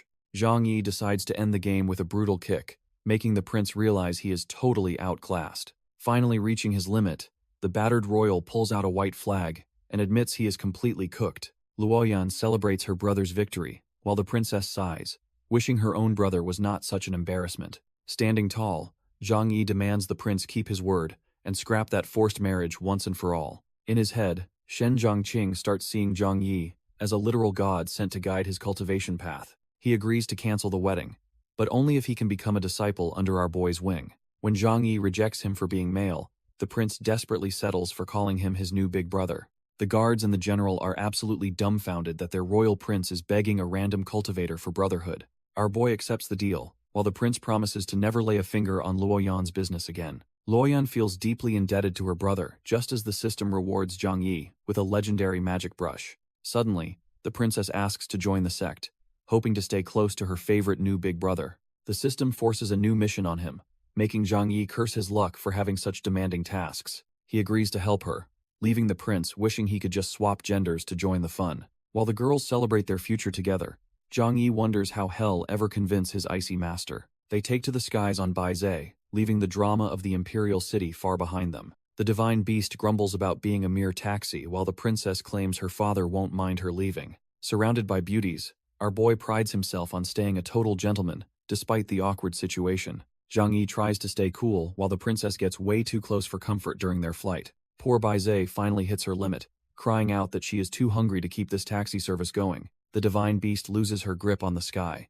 sending our boy and the girls into a dizzying freefall. They crash straight into the forest below, leaving a massive trail of dust and broken branches behind them. Miraculously, they land safely, though Zhang Yi ends up as a human cushion for the two giggling girls. Leaving the ladies to look after the starving beast, Zhang Yi heads off to find some much-needed supplies. While trekking through the woods, he suddenly senses a dense pocket of spiritual qi nearby that piques his interest. He stumbles upon a hidden spiritual spring, only to realize someone is already taking a dip in the water. His heart skips a beat when he recognizes the provocatively beautiful senior Qinglian relaxing in the natural pool. The elder spots her favorite martial nephew immediately, leaving our boy completely dumbfounded and blushing like a total amateur. Senior Qinglian teases our boy, claiming their meeting is fate while she flaunts her bandage-wrapped look in the water. Zhang Yi is completely dumbfounded, wondering why on earth anyone would wear bandages while taking a spiritual bath. She explains that she is actually using the spring to heal from a nasty encounter with a demonic beast. With a quick flash of mana, she magically swaps her wet bandages for her signature provocative battle gear. Now fully dressed, she makes it clear that our boy is not escaping her clutches this time around. Zhang Yi feels torn, worrying that giving in to her demands would be a total betrayal of his master. Suddenly, a terrifying roar echoes through the woods, signaling the return of the beast that previously wounded her. A massive nether demon sheep at the peak of the spiritualization stage charges out from the tree line. Our boy reacts instantly, grabbing the elder and diving out of the way as the beast thunders past them. Shaking off her shock, Senior Qinglian prepares to settle the score with the trash-tier monster once and for all. Zhang Yi pulls out the god's brush, hoping his system-granted tool can manifest something to stop the beast. He goes full artist mode, fusing ancient and modern techniques to activate his ultimate painting skill. The result is a glowing, trash-tier doodle he calls Rhubarb the Dog, which looks anything but intimidating. As the weird summon flies toward the monster, Senior Qinglian can't help but feel a bit dumbfounded. Predictably, the poor pup gets swatted out of the air like a fly, yipping as it instantly vanishes. Our boy realizes that if his art is garbage, the fighting power is going to be just as pathetic. Not giving up, he decides to keep it simple and paints a massive glowing net instead. This time it actually works, pinning the massive ram to the ground and giving them a real opening. Senior Qinglian praises his quick thinking and unleashes her ripples of Tao to finish the job once and for all. Her mana-infused strike slams directly into the beast's head, finally bringing the rampaging monster to its knees. With the beast finally cooked, Senior Qinglian credits their hard-won victory to Zhang Yi's clutch support. Things get awkward fast when she leans in close, promising to reward our boy for his impressive performance. Zhang Yi starts sweating bullets, desperately trying to keep his Taoist heart from crumbling under her intense gaze. Suddenly, the system drops a high-stakes task, forcing him to write a love poem or face permanent inactivity. He decides to use his literary riz as a distraction, making the elder's heart skip a beat. Senior Qinglian gets competitive, demanding a masterpiece even better than the one he wrote for his actual master. After a frantic brainstorm about lotuses to match her name, our boy finally locks in the perfect prose. He prepares to recite a legendary piece, while she mistakenly thinks he's finally ready to confess his love. As he speaks of the lotus' unblemished purity, the entire forest seems to respond to his divine intent. She is completely mesmerized, feeling deeply moved as he compares her to a flower that shouldn't be profaned. Zhang Yi wraps up his poetic masterpiece, leaving the elder completely smitten by his unexpected literary talent. The system pings with a mission success, rewarding our boy with the divine painting ability for his smooth words. Senior Qinglian is beyond satisfied, lunging at him with a hunger that makes him fear for his life. He desperately tries to keep things professional, reminding himself that his heart belongs solely to his master. She puts him on the spot, demanding to know how she ranks compared to the Cold Moon Swordmaster. When he gives her a measly 5 out of 10, her expression shifts from adoration to pure disbelief. Enraged by the low score, she goes full tiger mode and sinks her teeth right into his shoulder. She slams him into the dirt, vowing that she'll eventually claim his body even if his heart resists. Turning her back, she resolves to make him fall just as hard for her as he did for Yue Yao. As she leaves, Zhang Yi realizes he's accidentally traded one problem for a much more obsessive, high-tier headache. Senior Qinglian claims the inner pill for herself, leaving the massive beast corpse for our boy to handle. She takes off with a final promise to make him submit, leaving Zhang Yi completely dumbfounded. He wonders if his resolve is weakening, feeling a strange sadness as the obsessive elder finally disappears. Returning to the campfire, he presents the massive sheep leg to his starving and impatient companions. The princess immediately detects a strange feminine scent, making him break into a nervous cold sweat. She gets dangerously close, claiming she can smell the stench of a lie on his very breath. He desperately tries to pivot the conversation, suggesting they start roasting the meat before everyone starves. The distraction works like a charm as the girls celebrate their upcoming feast with pure, unadulterated excitement.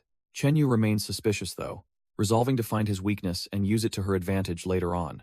Arriving at the sect at dusk, he prays his master doesn't realize just how much trouble he's in. The girls of the sect go absolutely wild the moment they realize our boy has finally returned home safely. While everyone crowds around, he desperately tries to keep them quiet before his master catches wind of their arrival. Too late, as the merciless fairy herself descends, demanding to know why he thinks he can just waltz back. Both siblings look absolutely dumbfounded, realizing their master isn't even trying to hide her murderous intent this time. Meanwhile, the princess is completely starstruck, suddenly deciding that following Yue Yao is way better than following Zhang Yi. She quickly tries to play peacemaker, explaining that our boy only left to help his sister escape a marriage. When asked for her identity, the princess shamelessly fangirls and begs to be taken in as a new disciple. The siblings nearly have a heart attack, certain that being this direct will only make their master even angrier. Yue Yao isn't buying it, declaring that rules were broken and there's no way she's taking in more trouble. With a cold flick of her wrist, she opens her void bag to ensure they don't escape their punishment. Shen Chenyu takes the blame, hoping her desperate plea will soften the merciless fairy's icy heart. Yue Yao remains unmoved, coldly reminding the princess that she hasn't earned the right to call her master. Sticking together in the void bag, our boy reassures his sister that this punishment is actually quite lenient. However, Zhang Yi panics when his system threatens a massive cultivation penalty if the princess isn't recruited soon. As a storm rolls in, the sect is swallowed by a relentless downpour that matches the somber mood. Drenched and shivering, Shen Chenyu refuses to move, her spirit nearly broken by the fear of total failure. Passing disciples note her incredible persistence, but doubt the princess can ever sway their stubborn, high-tier master. Crying in the cold, she wonders if her selfish desire to stay has doomed the siblings she admires. Watching from behind closed doors, Yue Yao sees a familiar spark of willpower that drags up old ghosts. It turns out the legendary master was once a desperate girl kneeling before trash-tier cultivators, begging for a future. Back then, all she had were a few measly coins, and a dream that seemed completely out of reach. Trash-tier cultivators mocked her, stealing her last bit of hope and telling her to quit while she was ahead. Even broken and alone in the rain, she swore to rely only on herself to reach the peak. Years have passed, but the memory of that struggle still burns deep within the legendary master's soul. Seeing the princess out there, she knows only a truly resolute heart deserves a place in her sect. When morning finally breaks, the cold master decides it's time to see if the girl's spirit survived. She demands to know the real reason for joining, testing if this is just about some silly crush. The princess surprises her by declaring she wants to master the great Taoist way for her own sake. Impressed by that fire, the master gives her a simple chore, silently welcoming her into the fold. With that settled, she realizes our boy and his sister are suffocating inside the void bag. Yue Yao peeks inside her void bag only to find the siblings napping together in total bliss. Annoyed by their lack of discipline, she dumps them onto the cold floor with a harsh wake-up call. Our boy is completely lost, while his sister whines about having her sweet dreams interrupted so rudely. The master lays down the law, sentencing the duo to endless sect chores alongside the new princess. Instead of being miserable, the girls are thrilled to start their new life of sweeping floors together. The legendary master stands there dumbfounded, wondering why her supposedly harsh punishment is being met with cheers. While Zhang Yi wallows in his new servant status, the princess works hard as Luoyan just slacks off. Suddenly, a mob of adoring disciples rushes in, desperate to help their favorite senior brother with his labor. The princess starts suspecting our boy is a total player as he struggles to handle all the attention.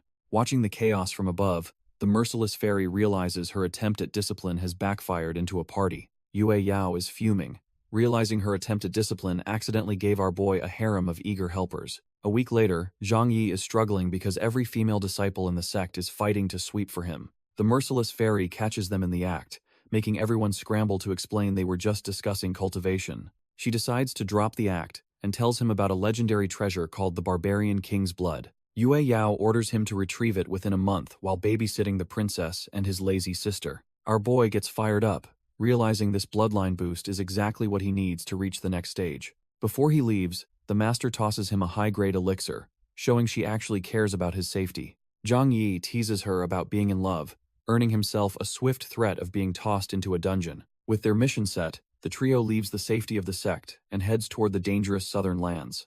Riding on the back of a sleepy divine beast, they finally approach the gates of the rugged barbarian city. Our boy and his crew finally touch down in the rugged and bustling barbarian city. As they walk through the streets, Luoyan immediately complains about the lack of snacks in this demonic place. Zhang Yi notes the city's wild diversity, while the princess just feels lucky to be by his side. Suddenly, two trash-tier winged demons block their path, eyeing our boy like he's a piece of fresh meat. He tries to ignore the crazies and find a restaurant, but these girls don't take rejection well. The duo lunges forward with their weapons, demanding he surrender and become their personal slave.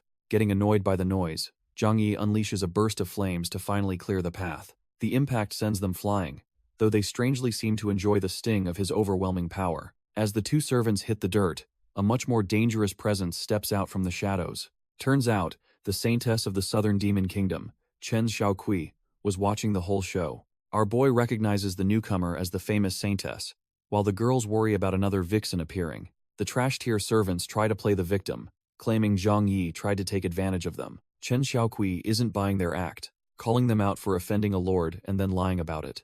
She decides their stupidity is a capital offense and wipes them out with a single, terrifying glare. Zhang Yi is dumbfounded by her sight arts, Realizing this fox is a high-level spiritualization realm powerhouse, she gets uncomfortably close, suggesting they team up to find the barbarian king's blood together. Behind them, the sister princess duo, and even the divine beast, are absolutely fuming at the blatant seduction. Trying to keep his cool, Zhang Yi tells the fox she needs to pay a price for his help. Suddenly, the system drops a shady mission with a penalty that would turn him into a literal demoness. With no choice but to accept, he agrees to the deal while the saintess continues her playful teasing. Luoyan and Chen Yu finally reach their breaking point, ready to carve up the fox for eyeing their man. Chen Xiaokui just leans into the chaos, playfully vowing to steal our boy's first time right before them. Zhang Yi desperately tries to maintain peace, begging his girls to stay calm while the saintess keeps teasing. The drama is interrupted by a tiger-headed demon who thinks Chen Xiaokui is a total disgrace to demons. Turns out, this trash-tier tiger is just salty, because Zhang Yi is way more handsome than he is. Our boy and his crew are completely dumbfounded, wondering why this random beast is making such a scene. The newcomer introduces himself as Hu Zi, the supposed heartthrob of the demon tiger tribe, while striking poses. Chen Xiaokui isn't impressed at all, telling the tiger to back off and show respect to her partner. Hu Zi is absolutely devastated, feeling a literal arrow through his heart after being called a lowly demon. His lackeys decide to regain their boss's honor by launching a reckless, mana-charged attack on Zhang Yi. Bai Zhe makes quick work of the trash-tier lackeys, sending them flying while they cry for their mothers. Hu Zi is absolutely livid, accusing the little divine beast of murdering his loyal subordinates in cold blood. Losing his mind, the tiger demon screams that he is the boss and won't stand for this disrespect. Chen Xiaokui finally loses her patience and shuts him up with a slap, warning him not to start a war. The big bully turns into a total crybaby, sobbing that even his own father never dared to strike him. Ignoring the drama, the saintess invites our boy to a tavern, making the other girls fume with pure jealousy. While the princess and Luoyan plot to bankrupt the fox girl, Bai Zhe is just hyped for a free meal. Left in the dust, Hu Zi swears that the city isn't big enough for both him and Zhang Yi. Suddenly, a terrifying presence halts the tiger's tantrum as a group of mysterious hooded figures emerges from the shadows. The dragon saint, Long Tianyi, introduces himself and offers a shady alliance to finally take our boy down. Hu Zi is dumbfounded to see the dragon saint himself, asking if he's also after our boy's head. Long Tianyi demands the tiger act as his hound, unleashing pressure that forces the trash-tier bully to kneel. Moving away from the drama, the group finally settles in at the local barbarian business tavern. While the others feast, Luoyan proves she's easily bought, as long as the food is top tier. Our boy takes a drink but feels a sudden, chilling wave of killing intent prickling his skin. Scanning the room, he's stunned to see Yahello sitting just a few tables away. Yahello mocks his rival's slow reaction while plotting to seize the barbarian king's blood for revenge. The spirit Shiji manifests to tease her host about the fated, murderous bond he shares with Zhang Yi. He tells the ghost to stay hidden for safety, though she just laughs at his rare display of concern. The saintess leans in close, her overwhelming charm making Zhang Yi wonder how anyone could possibly resist her. Zhang Yi teases the saintess by comparing her to a legendary temptress, making her wonder if she's just as beautiful. While the little ones focus on their food, the princess is absolutely disgusted by the blatant flirting happening nearby. The peace is shattered when the dragon saint storms in, demanding a challenge while the local trash-tier cultivators flee. Our boy doesn't even look up, claiming he only has time for beauties, and has zero interest in horned species. The dragon saint is losing his mind over the disrespect, but Zhang Yi just picks his ear like it's nothing. From the shadows, Shiji asks her host if he'll watch the show, but he's already planning his assassination. Zhang Yi suggests the dragon should handle a real threat like Yahello first before bothering a busy man. Hearing that name sends the dragon saint into a blind rage, recalling how that cruel monster once humiliated his kin. Before anyone can react, Zhang Yi points out his rival's hiding spot, causing the poor guy to choke on his drink. Yahello is fuming, realizing our boy just pulled a fast one to drag him into this messy dragon conflict. Long Tianyi lunges forward, determined to verify his target's identity through the cold language of violence. Yahello's shadow flickers as he narrowly evades the strike, clearly annoyed by the sudden, unwanted interruption. Sensing a surge of terrifying blood chi, the dragon realizes he finally has the real monster in his sights. Unfortunately, a stray shockwave catches the trash-tier tiger demon, sending his soul straight to the afterlife. The two powerhouses collide in a burst of mana, with the dragon saint roaring about settled racial grudges. Our boy just kicks back with his group, amused that his little scheme worked out so perfectly. Xieji whispers poison into her host's ear, warning him that Zhang Yi is just waiting for him to weaken. Realizing he's backed into a corner, Yahello finally activates his double pupil to even the playing field. He unleashes a massive blood explosion art, caring little for the collateral damage as red energy consumes the room. Zhang Yi quickly manifests a golden barrier, annoyed that his rival is reckless enough to use such messy techniques. Yahello flees the scene with his spirit companion, swearing that their next meeting will be Zhang Yi's last. Sheiji wonders if our boy survived the blast, secretly hoping for a more intimate encounter in the future. Safe behind his barrier, Zhang Yi is swarmed by his grateful companions who admire his perfect sense of security. The Dragon Saint tries to regroup while being hassled by trash-tier lackeys, insisting he is still very much alive. Long Tianyi attempts a tactical retreat to hunt his rival, but Zhang Yi isn't about to let him leave. Our boy suddenly smashes the dragon in the face with a brick, demanding he leave some treasures behind first. The mighty Dragon Saint hits the dirt face first, completely dumbfounded by the sheer disrespect of the sneak attack. Zhang Yi and the girls loom over their fallen foe, eager to see what kind of loot a dragon carries. A cloud of chaos erupts as they strip the dragon of his goods, leaving the Saintess questioning their morality. Turns out Chen Xiaokui isn't one to miss out on the fun, and begs to join the looting party. Long Tianyi is left sobbing, begging them to stop because he's literally got nothing left to give. Our boy and the crew celebrate their haul, showing off everything from dragon blood to rare medicinal scales. The Dragon Saint tries to reclaim his pride by swearing vengeance, but he's just barking at the wind. Suddenly, his dignity takes another hit as his pants slide right off, leaving him completely exposed. The dragon's legendary reputation vanishes instantly as the crowd laughs at his pathetic, tiny display of manhood. Leaving the humiliation behind, the group finally reaches the eerie and desolate barbarians' forbidden land. Instead of a bustling landmark, they find a graveyard of cultivators who clearly met a gruesome end. Ever the opportunist, Zhang Yi starts looting the dead, claiming they won't need their gear in the afterlife.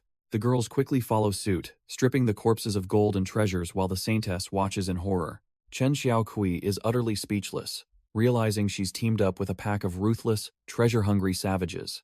Chen Xiaokui realizes the graveyard is waking up, as the restless dead begin to crawl from the earth. Our boy Zhang Yi isn't leaving empty-handed, shouting for everyone to haul tail while he grips the loot. Spotting a nearby audience hall, the group decides to dive inside to escape the growing horde of zombies.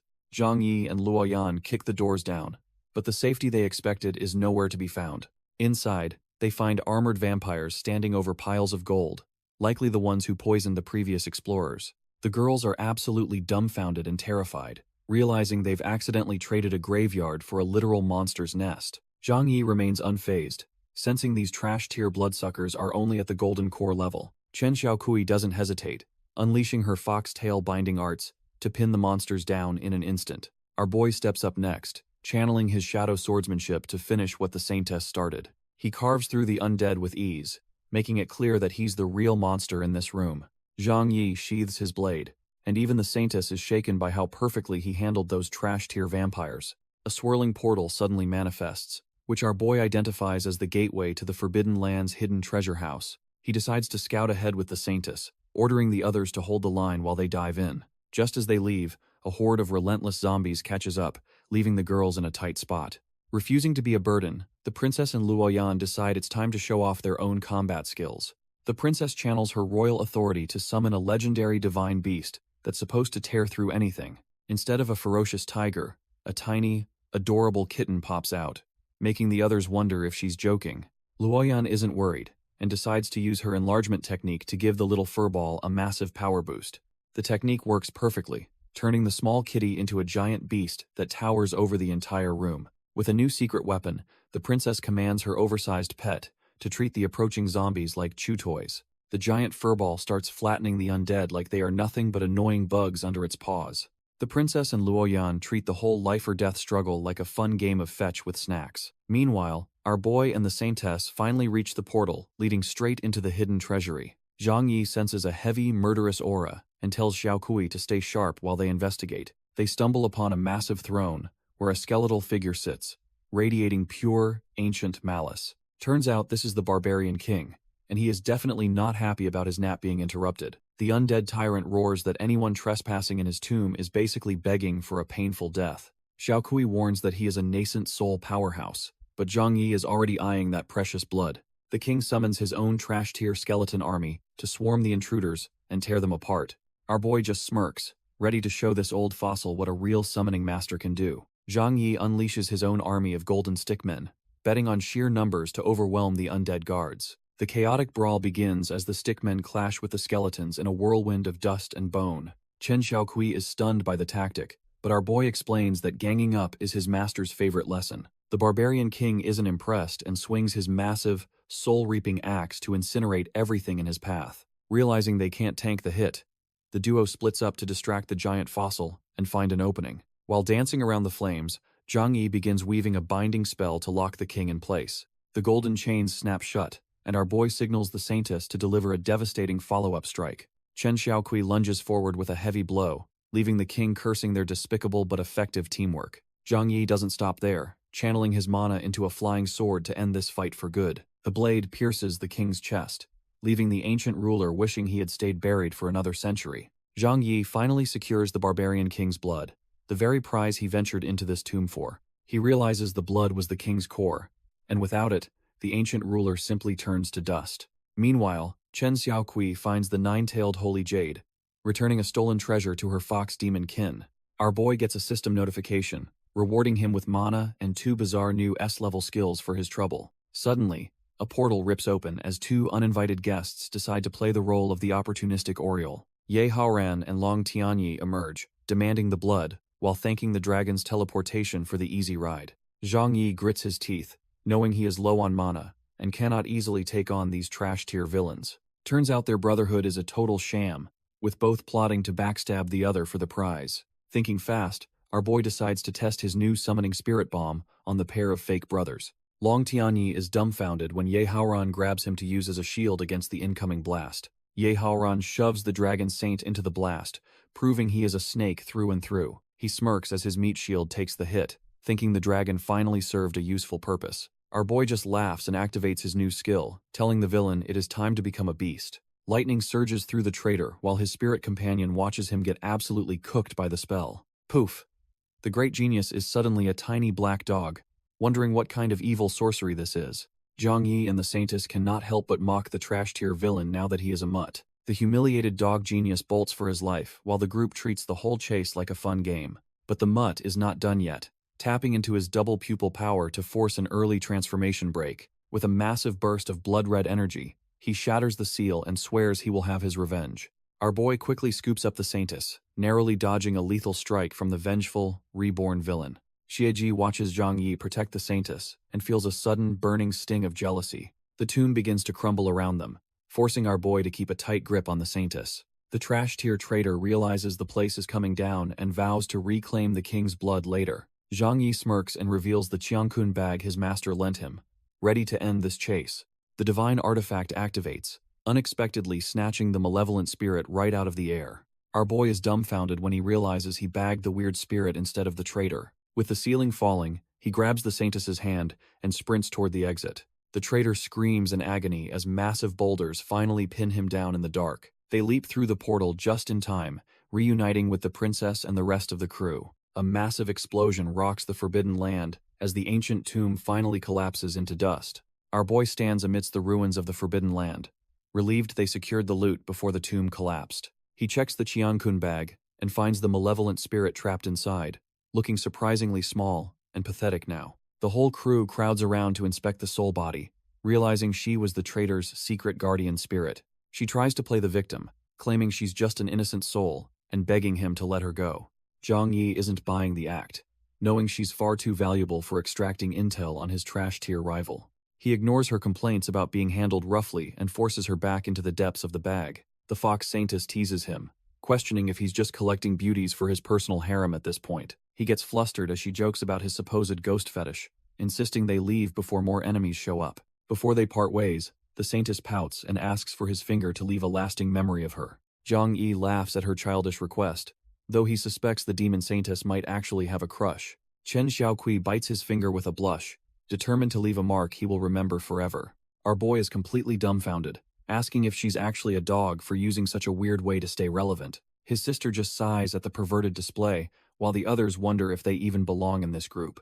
As she takes to the sky, the demon Saintess looks back with a gaze full of genuine, lingering attachment. He waves her off with a grin, promising they'll cross paths again as his harem-building reputation grows. Returning to the sect the next day, he's greeted by a massive, cheering crowd of enthusiastic female disciples. His sister is visibly annoyed by the short skirts and the suspicious cheerleading squad welcoming her brother home. The princess quickly starts bribing the crowd with treasures, proving she knows exactly how to buy people's loyalty. Just as things settle down, a massive portal tears through the sky with a voice demanding his head. The Dragon Saint's father has arrived in a rage, holding his battered son and demanding justice for the humiliation. Long Bashan storms in with his son's body, while our boy mocks Ye Haoran for being a persistent cockroach. Zhang Yi stands his ground, calling out the pathetic attempt to frame him for the Dragon Saint's demise. The Dragon Elder is blinded by grief, demanding our boy pay in blood for the evidence he brought back. Before the dragon can strike, Yue Yao descends like a cold goddess to protect her most precious disciple. She unleashes a blinding sword strike, making it clear that no dragon reptile will bully her people today. Long Bashan is fuming, while Ye Haoran secretly hopes this chaos leads to the sect's total destruction. Our boy calmly stops his master, assuring her that the truth will easily clear his name. He reveals a memory stone he prepared, ready to show everyone how Ye Haoran used the dragon as a shield. Smirking, he mentions the captured spirit in his bag, watching as Ye Haoran realizes his trash tier plan just failed. Trapped inside the bag, Xieji starts feeling sentimental, wondering if Ye Haoran ever actually cared for her. Ye Haoran and Zhang Yi are both caught off guard by the sudden emotional weight shifting the atmosphere. The traitor looks genuinely pained, realizing the Blood Princess still holds a massive place in his twisted heart. He remembers 6 years ago when she was just a mysterious spirit, following a lowly woodcutter like him. Back then, he was just a weakling, struggling with chores while she mocked his pathetic lack of strength. She offered to heal his wounds and promised to turn a nobody into a powerful senior brother. Snapping back to reality, Ye Haoran erupts with emotion, determined to prove his loyalty to his captured partner. He lunges forward, swearing she has always been the best sister to him despite his trash-tier actions. Xieji is left dazed, finally acknowledging their sibling bond while her heart wavers toward our boy instead.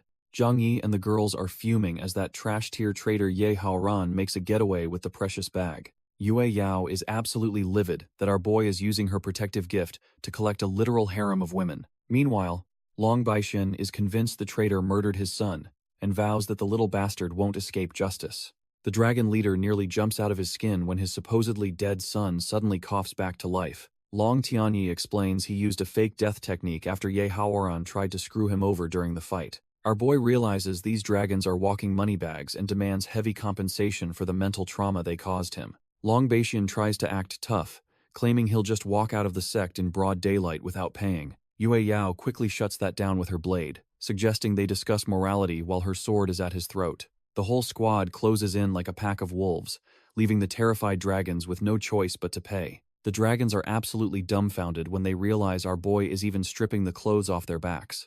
Long Tianyi weeps over his lost dignity, while his old man tries to justify their pathetic retreat. Zhang Yi and the girls celebrate their massive haul, making Yue Yao wonder if she's corrupted her disciples. The humiliated dragons flee in their underwear, swearing revenge while our boy cheerfully invites them back for more. Once the trash is cleared, Yue Yao urges him to refine the barbarian king's blood for his next breakthrough. She then tells him to visit her chambers tonight so she can personally guide his cultivation process. Our boy's mind immediately goes to the gutter, hyped to perform his absolute best for his beautiful master. Meanwhile, the moon rises over the heavenly sect, where a far more sinister plot is beginning to unfold. Ye Haoran sneaks through the grounds, insisting to his spirit companion that he's playing a much bigger game. Shiji pouts, suspecting his daytime heroics were just a calculated move rather than any genuine concern for her. Ye Haoran enters the inner sanctum, his face a mask of cold determination for the betrayal ahead. He finds Jodi waiting, the master's presence heavy with the weight of the sect's expectations. Jodi immediately explodes in rage, calling him a trash-tier disappointment for failing to secure the blood. Our boy plays the humble disciple, claiming he actually secured the prize specifically to gift his master. The greedy old man's tone shifts instantly, already imagining how the blood will help him survive his tribulation. Seeing no spiritual energy from the box, Jodi lets his guard down, completely dumbfounded by the trap. Suddenly, Ye Haoran's expression turns demonic as he reveals a hidden blade instead of the expected treasure. The blade sinks deep, and Jodi coughs up blood, realizing his prize was actually a death sentence. Turns out, he was stabbed with his own sealing blade, a gift now used to suppress his cultivation. Ye Haoran unleashes his true power, mocking the master, who only knows how to leech off others' hard work. Zhou Di screams as the sealing energy tears through him, completely helpless against the betrayal. Ye Haoran laughs maniacally, while Shiji praises him for finally successfully controlling the old man's mind. With his master as a puppet, Ye Haoran plans to dominate the entire sect and force everyone to submit. Meanwhile, Zhang Yi arrives at the quiet Yueying Peak under the moonlight, wondering why he was summoned so late. He figures the secluded atmosphere is perfect for a long, private heart-to-heart with his beautiful master. Yue Yao is already waiting on a branch, coldly warning him that being late deserves a proper punishment. Our boy immediately switches to his trash-tier acting, begging for mercy and trying to charm his way out. When she suddenly leaps down, Zhang Yi gets flustered, thinking things are about to get way too direct. Turns out his mind was in the gutter, as she just wants him to sit and refine the loot. She explains the moon's yin energy is vital to neutralize the barbarian king's overwhelming yang energy during cultivation. Yue Yao prepares the formation, determined to help her disciple gather the necessary lunar energy for his refinement. She activates the Taiyin attraction formation, surrounding our boy in a massive pillar of cooling, celestial light.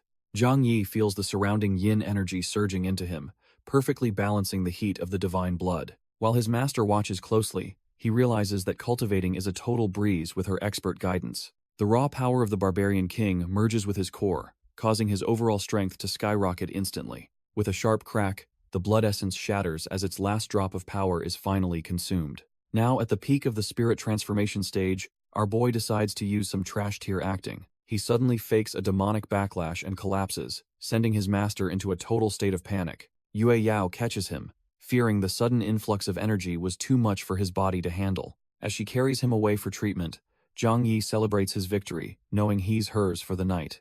Night falls over the sect as Yue Yao brings our boy back to her private quarters for recovery. Zhang Yi enjoys the sweet scent of her room, thinking his trash-tier acting has finally paid off. However, the merciless fairy notices his bloodline is perfectly stable and realizes he is playing her for a fool. Her eyes narrow with a cold glint, as she decides it is high time this naughty disciple learned a lesson. She casually steps right on his hand, leaving him dumbfounded and struggling not to scream in actual agony. Since he wants to play dead, she decides he can spend the entire night reflecting on the cold floor. She climbs into her comfortable bed, leaving our boy to rot on the tiles while she drifts off. Zhang Yi lies there panicking, wondering if she is actually onto him or just testing his resolve. Morning light hits the palace, and our boy wakes up feeling like his head was hit by a hammer. He curses his own cowardice for not acting, though he knows she would probably beat him to death anyway. Yue Yao remains fast asleep, looking completely defenseless and ethereal as the morning light fills the room. Our boy can't help but stare, finding her sleeping posture way too provoking for his own good. Suddenly, the merciless fairy stirs, her sharp eyes snapping open as she senses his lingering gaze. She mockingly asks if the floor felt good, proving she knew about his little trick all along. Zhang Yi immediately drops to his knees, begging for forgiveness after getting totally played by his master. She notes it is strange he hasn't reached the nascent soul realm yet, despite the barbarian king's blood. Then she starts listing his crimes, from his constant womanizing to losing the precious Qiankun bag yesterday. Our boy realizes her plans run deep, suspecting she let the bag go just to separate him from others. She gives him an ultimatum, demanding a proper apology or he will face an eternity in the prison. Terrified, he swears to avoid debauchery and hunt down the traitor to reclaim their stolen treasure. Yue Yao scoffs at his hollow promises, demanding he make the Sky Sect pay tenfold for their audacity. Our boy realizes his master is actually more ruthless than him, providing the perfect excuse for a raid. She praises his spirit and reminds him to stay calm, while using every advantage to crush their foes. Suddenly, the princess bursts in with dire news that the Sky Sect is currently sieging the mountain gate. She freezes in shock, her mind racing with scandalous thoughts after finding him in the master's private bedroom. Yue Yao remains unfazed, declaring it is the perfect time to wipe those trash-tier invaders off the map. Down at the gate, the sect's disciples charge forward to meet the massive wave of brainwashed attackers head-on. The Guardian Elders notice the enemies are fueled by demonic aura, forcing them to unleash their full power. Little Bai Zhe takes command, effortlessly guiding the Lady Cultivators into a deadly sword formation to repel them. With a massive burst of energy, the Dao Sect defenders send the invaders flying, reclaiming their home's peace. The sect's ladies and Little Bai Zhe absolutely lose it when they see their legendary protectors finally arrive. Yue Yao surveys the trash-tier invaders, noting they are all fueled by Ye Haoran's disgusting demonic blood aura. Suddenly, a massive crimson vortex tears through the sky, signaling the arrival of a truly heavy hitter. Zhou Di emerges from the chaos, his eyes glowing with a mindless rage that screams total demonic possession. Our boy is dumbfounded that Yahello actually managed to puppet a master-level powerhouse like the heavenly sect leader. Just as the tension peaks, the provocative senior Qinglian makes a grand entrance through a shimmering spatial portal. Zhang Yi can't help but blush, feeling the heat, as this chaotic beauty focuses all her attention on him. Yue Yao isn't having it, immediately trading insults with her rival, while the possessed Zhou Di looms nearby. Refusing any help from her gremlin rival, the sect leader lunges forward to handle the brainwashed maniac alone. With the master busy, Qinglian seizes the chance to get cozy with Zhang Yi and suggest a little elopement. Yue Yao is absolutely fuming, realizing the purple-haired gremlin isn't here to help but to kidnap her precious disciple. Senior Qinglian just laughs it off, snatching our boy and bolting through the sky while Yue Yao chases them. While they soar, the chaotic beauty promises Zhang Yi a very special reward if he follows her lead. Zhang Yi can't help but smirk, knowing that with a powerhouse like her, the Sky Sect is basically toast. Meanwhile, at the Sky Sect headquarters, the traitor Yahello is busy celebrating his new title as master. He tells his spirit companion that he doesn't care how many lives are lost, as long as Zhang Yi suffers. The arrogant brat even demands she stop hiding, wanting the world to see her as his top-tier counselor. He brags about his impenetrable defenses, claiming not even a tiny ant could sneak past his watchful eyes. Suddenly, a panicked disciple bursts in with news that Zhang Yi and an old gremlin are raiding the treasury. Yahello is completely dumbfounded, realizing his perfect plan is falling apart before it even truly began. The Sky Sect treasury is a total mess, with our boy leaving a trail of bodies in his wake. Senior Qinglian wonders why they are looting instead of killing, but Zhang Yi is busy filling his system storage. The chaotic beauty quickly changes her tune, deciding these riches will make a perfect reward for her favorite disciple. Their shopping spree is interrupted when the traitor Yahello and his ghostly companion finally show their faces. A wild system mission appears, threatening Zhang Yi with a punishment that he honestly considers a total win. Senior Qinglian steps up, daring the trash-tier villain to even try touching a single hair on Zhang Yi's head. Not one to play fair, Yahello summons the sect's 4 grand elders to even the playing field. Senior Qinglian dives headfirst into the fray, leaving the red-eyed freak for our boy to handle personally. Yahello starts monologuing about his near-nascent soul power, thinking he is finally the main character of this story. Zhang Yi doesn't wait for the speech to finish, delivering a brutal kick because real warriors don't lag. Yahello clutches his gut in pain, calling our boy a despicable coward for his dirty fighting style. Zhang Yi just scoffs and lands another blow, reminding the traitor that results are all that matter. The trash-tier villain tries to retaliate, with a desperate swing, while his ghostly counselor watches the chaos. CG is honestly unimpressed, sighing at how these two have devolved into a basic street brawl. Meanwhile, Senior Qinglian is busy holding off the old coots, hoping Zhang Yi can survive the encounter. Realizing the indoor space is too cramped, Zhang Yi taunts the red-eyed freak to take the fight outside. Blinded by rage, Yahello charges forward despite the spirit's warnings that this might be a setup. Our boy leads the chase out of the temple, moving with the speed of a true predator. They tear through the forest at high speeds, with the villain gaining ground and smelling of victory. Turns out, it was all a trap, as Zhang Yi smirks and prepares to detonate his hidden bombs. Yahello realizes too late that he's walked right into a lethal trap set by our boy. A massive blast of mana erupts, proving Zhang Yi is always 3 steps ahead of this trash-tier villain. Even the ghostly CG is left dumbfounded, shielding her eyes from the blinding force of the explosion. Battered and bleeding, Yahello can only seethe in rage as he realizes he was played like a fiddle. Zhang Yi looks down with total indifference, telling the loser that his own stupidity is his only downfall. The villain begs his spirit counselor to strike, but she admits she can't bring herself to hurt Zhang Yi. Our boy demands the bag, threatening to leave the trash-tier villain with no corpse if he refuses to cooperate. Fearing for her host's life, Shiji tosses the golden bag over, hoping to end the one-sided slaughter. The system suddenly judges the mission a failure because the spirit handed the loot over without a real fight. Our boy realizes the punishment involves his gorgeous masters and decides this failure is actually a total win. Senior Qinglian suddenly loses her mind as the system's insanity state triggers a terrifyingly obsessive personality shift. She blasts through the trash-tier guards like a pink hurricane, desperate to reach her beloved nephew at any cost. Our boy and the villains are left dumbfounded as a chaotic spiral of mana descends upon the battlefield. Qinglian lands with a predatory grin, declaring that Zhang Yi belongs to her and they should elope immediately. Zhang Yi is absolutely terrified, pleading with the crazed elder to focus on the actual enemy for once. Before he can move, she tackles him into the dirt, pinning him down with her sudden, overwhelming affection. Seeing the absolute circus unfolding, Yahello and his spirit counselor take the chance to flee for their lives. Our boy realizes the system's punishment is far worse than death as the insane elder looms over him triumphantly. She finds his panicked screams incredibly exciting, enjoying his struggle more than any actual cultivation battle. The elder decides to try a gentler approach, lifting his chin while Zhang Yi wonders what perverted hell he's entered. Senior Qinglian pins our boy down, demanding he just listen to her whims, while he remains completely dumbfounded. She plants a kiss on his cheek, making him realize that this crazy elder is actually serious about him.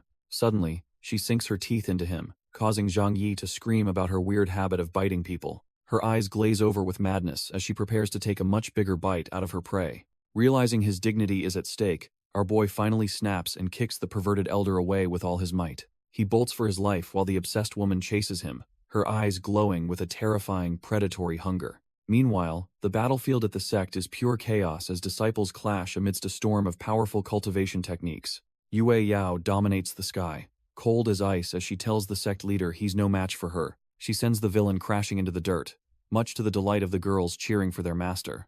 As his demonic aura fades, the defeated leader pathetically claims he was just a puppet for his traitorous disciple. Yue Yao demands the trash-tier leader pay for his crimes while he pathetically begs for his life. Suddenly, a familiar scream echoes from the sky as our boy falls right into the middle of the confrontation. Zhang Yi lands squarely on the defeated leader, dumbfounded that he actually survived such a reckless escape. The predatory senior Qinglian catches up, her heart-shaped pupils glowing with a terrifying obsession for her runaway prize. Yue Yao isn't having it and immediately lunges at the gremlin to keep her disciple safe. The obsessed elder effortlessly flips through the air, mocking the merciless fairy's attempt to stop her. Two of the strongest cultivators face off, their clashing auras turning the sect grounds into a furnace. Meanwhile, the girls treat the life-or-death struggle like a sports match, much to our boy's disbelief. Senior Qinglian lashes out with her weapon, determined to prove she's the one who truly deserves Zhang Yi. A massive explosion rocks the area as the crazy elder boasts about her perfect record against Yue Yao. Senior Qinglian cheekily asks the old lady to share our boy for some fun, making him absolutely furious. Yue Yao snaps back, calling her a mad dog, and insisting she is only protecting her precious disciple. Fed up, the sect leader summons the Moonshadow Sword Formation to finally teach this obsessed elder a lesson. The elder just laughs it off, using her own technique to swat away the spectral blades like nothing. Their weapons collide in a shower of sparks as they prepare to fight until one of them drops. While they scrap, the group realizes this isn't just about Zhang Yi, but a long-standing, bitter rivalry. Suddenly, the system's punishment finally wears off, and the fog of madness clears from the elder's eyes. Senior Qinglian realizes she was puppeted by a mental spell, much to our boy's absolute relief. Yue Yao isn't buying the act, calling her a shameless witch who has never been normal a day. Seeing no way out, the elder decides to stop hiding and just come clean about her true intentions. Senior Qinglian suddenly screams her love for Zhang Yi, leaving everyone absolutely dumbfounded by her sudden, shameless confession. She gets uncomfortably close to our boy, taunting the sect leader about whether she has the guts to be intimate. Yue Yao erupts in a chilling blue aura, demanding to know if this witch thinks her sect is some playground. Realizing she has pushed enough buttons, the elder vanishes into a portal while laughing about their next inevitable encounter. Zhang Yi tries to play peacemaker, though he secretly fears his master might vent her lingering rage on him. The focus shifts to the trash-tier Zhou Di, who is currently being treated like a literal footstool by the girls. Still fuming from the earlier encounter, Yue Yao decides a quick execution is the only proper way to end this. The pathetic sect leader begs for mercy, promising to betray his own disciple just to keep his head attached. She sends him flying with a strike, agreeing to spare him only if he pays a massive tribute in treasures. Spitting blood, Zhou swallows his pride and vows to endure this humiliation until he can finally get his revenge. Zhang Yi stops Zhou from leaving, looking like a total menace as he demands a toll. Our boy goes full bandit mode, making it clear that every single treasure on the loser's body stays behind. A stick of incense later, the trash-tier sect leader is left shivering in his boxers, weeping over his ruin. Zhang Yi literally kicks him out of the sect, claiming this daylight robbery is just a gentleman's honest profit. The girls are absolutely dumbfounded by the haul, already planning how to spend the mountain of elixirs and talismans. Zhou flees into the sky, cursing their ancestors while wishing he never crossed paths with these lunatics. Zhang Yi quickly pivots the conversation, hoping his master won't realize he's the one who started this mess. Yue Yao ignores the loot, her mind already focused on the terrifying heavenly tribulation coming in a month. She reveals her past failure and her plan to finally conquer the lightning that nearly killed her before. Our boy feels a pang of selfishness, dreading the day his master succeeds and leaves him behind forever. The girls in Baize start sobbing, desperately begging their master to stay in the mortal realm with them. Yue Yao solemnly explains that once a cultivator reaches the peak, the heavenly Tao finds them completely unacceptable. She describes how the lucky few succeed in their tribulation and ascend to the legendary, unknown immortal realm. However, most fail miserably, their entire lives turning to nothing as they perish within the cold, unforgiving void. Then there are those who resist the heavenly thunder, lingering in the mortal realm for centuries in a struggle. Our boy feels a heavy weight in his chest, realizing he truly can't bear to be separated from her. Suddenly, a disciple interrupts the heavy mood, announcing that a messenger pigeon has arrived with a letter for him. He takes the scroll, wondering which trash-tier enemy or old friend would be sending him mail right now. Turns out it's an invitation from Chen Xiaoqui, the fox saintess who wants him to visit her demon country. The girls immediately lose it, calling her a seductive fox, while our boy prays his master doesn't kill him. Yue Yao notes his talent for attracting saintesses, while our boy desperately tries to explain it was just business. She gives him the green light, but orders him to play spy against the demon race during his visit. Before leaving, the sect leader announces she's entering seclusion to prepare for her upcoming heavenly calamity. Our boy wants to confess his devotion, but keeps quiet knowing he'd just get a beating for being cheesy. She senses his weird thoughts but can't help noticing that her disciple has finally grown a bit more mature. He vows to become strong enough to protect her, and she surprisingly offers him her rare, genuine trust. Suddenly, his trash-tier system forces a mission to turn the fox saintess into a servant, or he'll become a girl. The next morning, he flies off on a sleepy divine beast, while the entire sect cheers for his safe journey. He waves goodbye to his junior sisters, finally setting off toward the mysterious lands of Green Hill. Meanwhile, his sister and the princess are absolutely fuming, ready to hunt him down for leaving them behind. Yue Yao watches him vanish, hoping he gains something while she focuses on surviving her upcoming heavenly tribulation. While our boy flies across the wilderness, his sister and the princess are still back home absolutely fuming. They finally reach the southern demon country where the air is fresh, but the silence feels incredibly eerie. He senses a strange demonic energy in the air, realizing the local fox demons are likely hiding nearby. Suddenly, several pairs of glowing red eyes emerge from the shadows, watching their every move with intense hostility. A group of fox warriors charges out with spears, ready to skew the intruders for trespassing on Green Hill. Our boy is momentarily stunned by the sheer number of beauties, but vows not to let them distract him.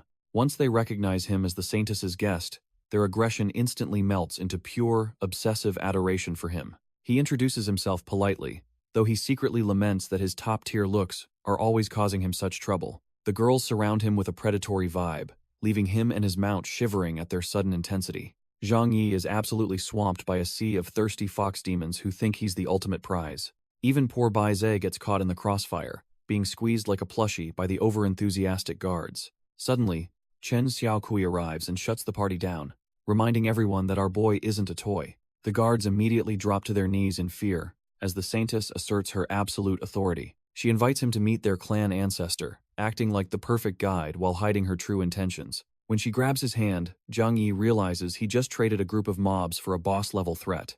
The other girls watch in pure envy as the saintess shamelessly drags her prize away for herself. Our boy tries to stay loyal to his master, but his face turns beet red under her gaze. She isn't taking no for an answer, using every trick in the book to test his legendary willpower. He's left completely dumbfounded when she forces his hand close, demanding a spot in his crowded heart. Zhang Yi is reaching his limit, feeling like this fox saintess is playing way too many games with him. She finally promises to stop the teasing, but our boy knows better than to trust a demon's word. They arrive at the Green Hill Guest Pavilion, a massive structure where the real power players reside. There, the Fox Clan chief greets them, and she's every bit as dangerous and stunning as the legends say. Zhang Yi plays it cool, offering a respectful greeting while trying not to get distracted by her overwhelming presence. She suddenly tosses him a bottle of golden scale pills, a treasure that would make any trash-tier cultivator drool. He catches it but remains suspicious, wondering what kind of strings are attached to such a rare gift. Turns out, she wants him to represent the Fox Clan at an upcoming conference for the demonic nations. Our boy starts weighing his options, thinking this might be the perfect chance to scout the enemy's true strength. When she mentions the legendary Millennium Thunderwood as a prize, Zhang Yi realizes he can't possibly turn this down. Zhang Yi accepts the deal, thinking the Millennium Thunderwood is the perfect gift for his master's upcoming tribulation. The fox ancestor is so thrilled she practically tackles him, leaving Chen Xiaokui fuming at her leader's behavior. Our boy tries to maintain boundaries while secretly plotting to complete a system task involving the pink-haired saintess. Suddenly, the ancestor suggests a betrothal instead, claiming a marriage bond is the only way to truly connect. This sends Chen Xiaokui into a jealous rage, while Zhang Yi just stands there, completely overwhelmed by the chaos. He quickly counters by suggesting the saintess become his handmaiden, a move that catches the elder fox off guard. To his surprise, the ancestor loves the idea, realizing it gives her the perfect excuse to stay close. The system chimes in with rewards, granting him a legendary kneel technique just for getting a verbal agreement. With the deal sealed, the ancestor sighs in defeat as the saintess happily clings to her new master. As night falls over Green Hill, the stage is set for a conference that will change everything. The fox servants lead Zhang Yi to his quarters, promising him a night of absolute comfort and rest. While he asks about his companion, poor Bai Zhe is getting tied up and interrogated by the local girls. Our boy breathes a sigh of relief, thinking he can finally get some sleep after all the chaos. His peace is short-lived when he enters the room and finds a shadowy figure lurking on his bed. The saintess claims that as his new handmaiden, she needs to learn every way to serve him properly. Elsewhere, the firefox ancestor is losing her mind with envy, realizing she wants a piece of the action. She decides to crash the party herself, playfully demanding that Zhang Yi just give in to her charms. Suddenly, the local clan members knock on the door, threatening to walk in on the most awkward situation. Both of them freeze in terror, knowing that a scandal like this would ruin the ancestor's legendary reputation. With no other options, the elder fox dives under the blankets to hide before the door swings open. Under the bed, Chen Xiaokui is stunned to find her own ancestor already hiding in the shadows. Meanwhile, a mob of thirsty fox servants storms the room, begging to serve our boy tonight. These trash-tier disciples have no shame, practically fighting over who gets to punish him first. Before he can even protest, the girls swarm him, turning the room into a chaotic den of sin. Seeing the competition, the two hidden foxes realize they simply cannot sit back and watch anymore. They burst out from their hiding spot, screaming for the others to keep their hands off him. The sudden explosion of power leaves Zhang Yi flat on his back while the servants stand dumbfounded. The firefox ancestor makes up a lame excuse about checking the hospitality to cover her tracks. The servants aren't buying it, whispering that their leader is clearly just here to flirt with him. To make matters worse, she declares they're all sleeping here tonight, leaving our boy completely speechless. Our boy tries desperately to maintain his focus, while the fox girls plot to pounce the second he sleeps. The night turns into a literal nightmare as Zhang Yi feels his very essence being nibbled away by the group. Fast forward one day later, and the Grand Dao Discussion Conference is finally ready to begin under the sun. The demon capital is buzzing with energy, as cultivators from every corner of the southern realm gather for the event. Zhang Yi reflects on the chaotic few days he spent being tossed around by these thirsty fox beauties. The local trash-tier demons are completely dumbfounded to see a human man walking among the elite fox clan. Suddenly, a blinding explosion of golden light signals the arrival of the realm's ultimate powerhouse, the Great Rock King. The entire crowd falls to their knees in worship as the country's lord descends with overwhelming pressure. The Great Rock King commands his subjects to rise, his presence alone making the air feel heavy and suffocating. His sharp eyes immediately lock onto Zhang Yi, demanding to know why a human is lurking in his kingdom. Zhang Yi politely introduces himself as the Dao sect's top disciple, explaining that the fox saintess personally invited him. The Great Rock King is absolutely fuming that our boy would dare call their sacred saintess a mere handmaiden. Unfazed, Zhang Yi just gives a smug grin and agrees to play by the local rules for this discussion. The king decides to test him, demanding to know what the human definition of the Dao actually is. Our boy realizes it is time to drop some earth knowledge and decides to unleash the legendary Tao Te Ching. As he begins reciting the ancient text, a mysterious and divine aura starts radiating from his very soul. The Great Rock King is completely dumbfounded, sensing the spiritual energy of the entire world resonating with Zhang Yi. A massive pillar of light erupts as the trash-tier demons watch in awe at the human summoning heaven's power. The fox beauties are practically melting, suddenly regretting that they did not spend more quality time with this unit. Sweating bullets, the king realizes he is not just dealing with some random disciple, but a true cultivation monster. The Great Rock King is absolutely shaken, convinced our boy is some reincarnated divine being from the heavens. Even the trash-tier demons are losing their minds, wondering if they are witnessing a living saint in the flesh. The king starts doubting if even the legendary Yue Yao could have taught him such profound, world-shaking secrets. Zhang Yi secretly smirks, realizing the ancient earth texts are basically a cheat code in this cultivation world.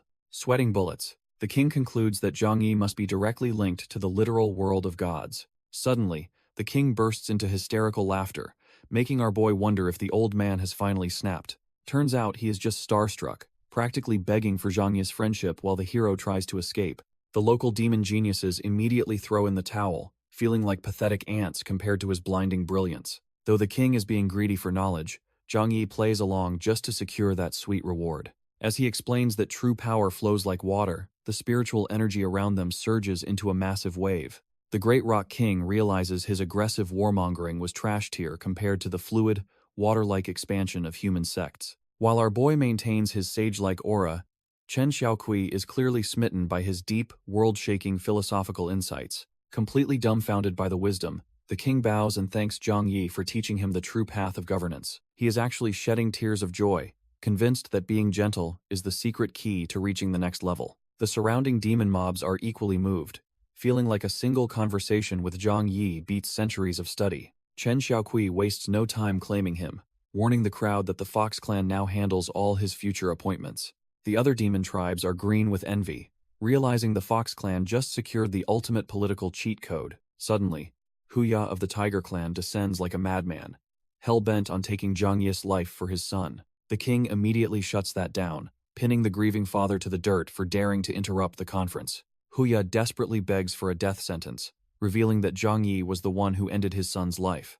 Huya tries to pin his son's death on our boy, but Zhang Yi isn't buying this trash-tier logic. Fed up with the noise, Zhang Yi activates a system technique to teach the grieving father some manners. The kneeling technique takes hold, forcing the tiger leader to hit the deck against his own will. While Huya is pinned, the Great Rock King watches in awe, mesmerized by Zhang Yi's effortless authority. The Great Rock King decides he's seen enough and blasts the traitor away for daring to disturb them. To make amends, the Great Rock King presents the 10,000 years Thunderstrike wood as a gift. Zhang Yi plays it cool, reluctantly accepting the treasure while taking responsibility for the demon realm's future. The Great Rock King is fanboying hard, convinced that clinging to Zhang Yi is the path to prosperity. As he prepares to leave, the entire demon mob gathers to give their hero a tearful farewell. Finally, Zhang Yi reunites with his fox companions and Bai Zhe, ready for the next big journey. Zhang Yi explains he's gotta bounce because his master's heavenly tribulation is only 2 days away. Not wanting him to leave empty-handed, Chen Xiaokui gets bold and offers herself up as a parting gift. The Firefox ancestor shuts that down immediately, reminding her that being a maid is already an honor. Our boy is already mentally exhausted, dreading the awkward conversation he'll have to have with Yue Yao. To sweeten the deal, the ancestor pulls out a spicy private album filled with her own self-portraits. She hands over the forbidden literature, ensuring Zhang Yi has something to remember her by on the road. Zhang Yi takes a peek and realizes this gift might be a little too effective for his health. With the goods secured, the crew hops on Bai Zhe and waves a final goodbye to the clan. They soar into the sky, leaving the Fox territory behind as they head toward the next chaotic encounter. The ancestor watches them fade away, praying that Zhang Yi never forgets the devoted woman waiting for him. Our boy finally makes it back to the Taoist sect, but the welcoming committee looks completely drained of energy. The junior sisters are shocked to see him return with a fox saintess, yet their faces remain strangely gloomy. Sensing the heavy atmosphere, Zhang Yi immediately asks about his master's whereabouts, fearing the worst has already happened. The disciples explain that Yue Yao left yesterday to face her heavenly tribulation alone to avoid endangering them. Knowing exactly where she'd go, Zhang Yi summons his sword, refusing to let her face such danger solo. He blasts off into the sky, leaving his worried juniors behind as he races against time to reach her.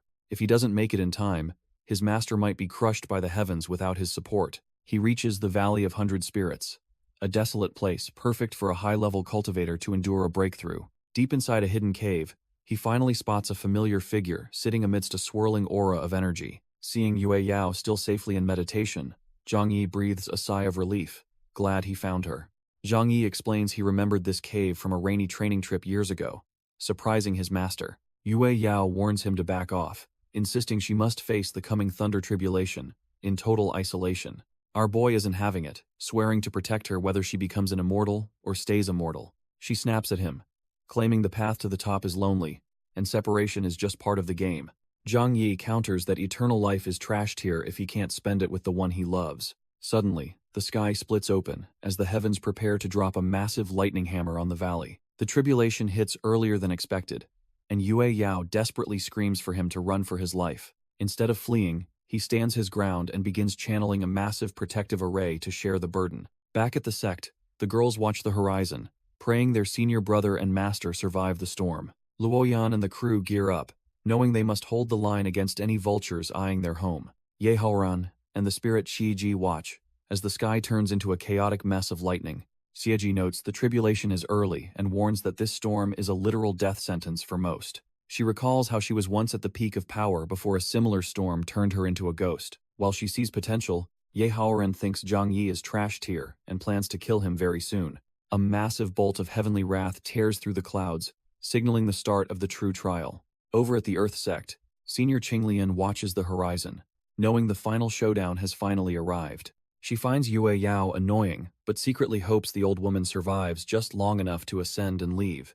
Once the master is gone, Qinglian plans to swoop in and claim Zhang Yi's heart for herself. The heavens roar as a blinding flash of energy slams into the valley with world-shaking force.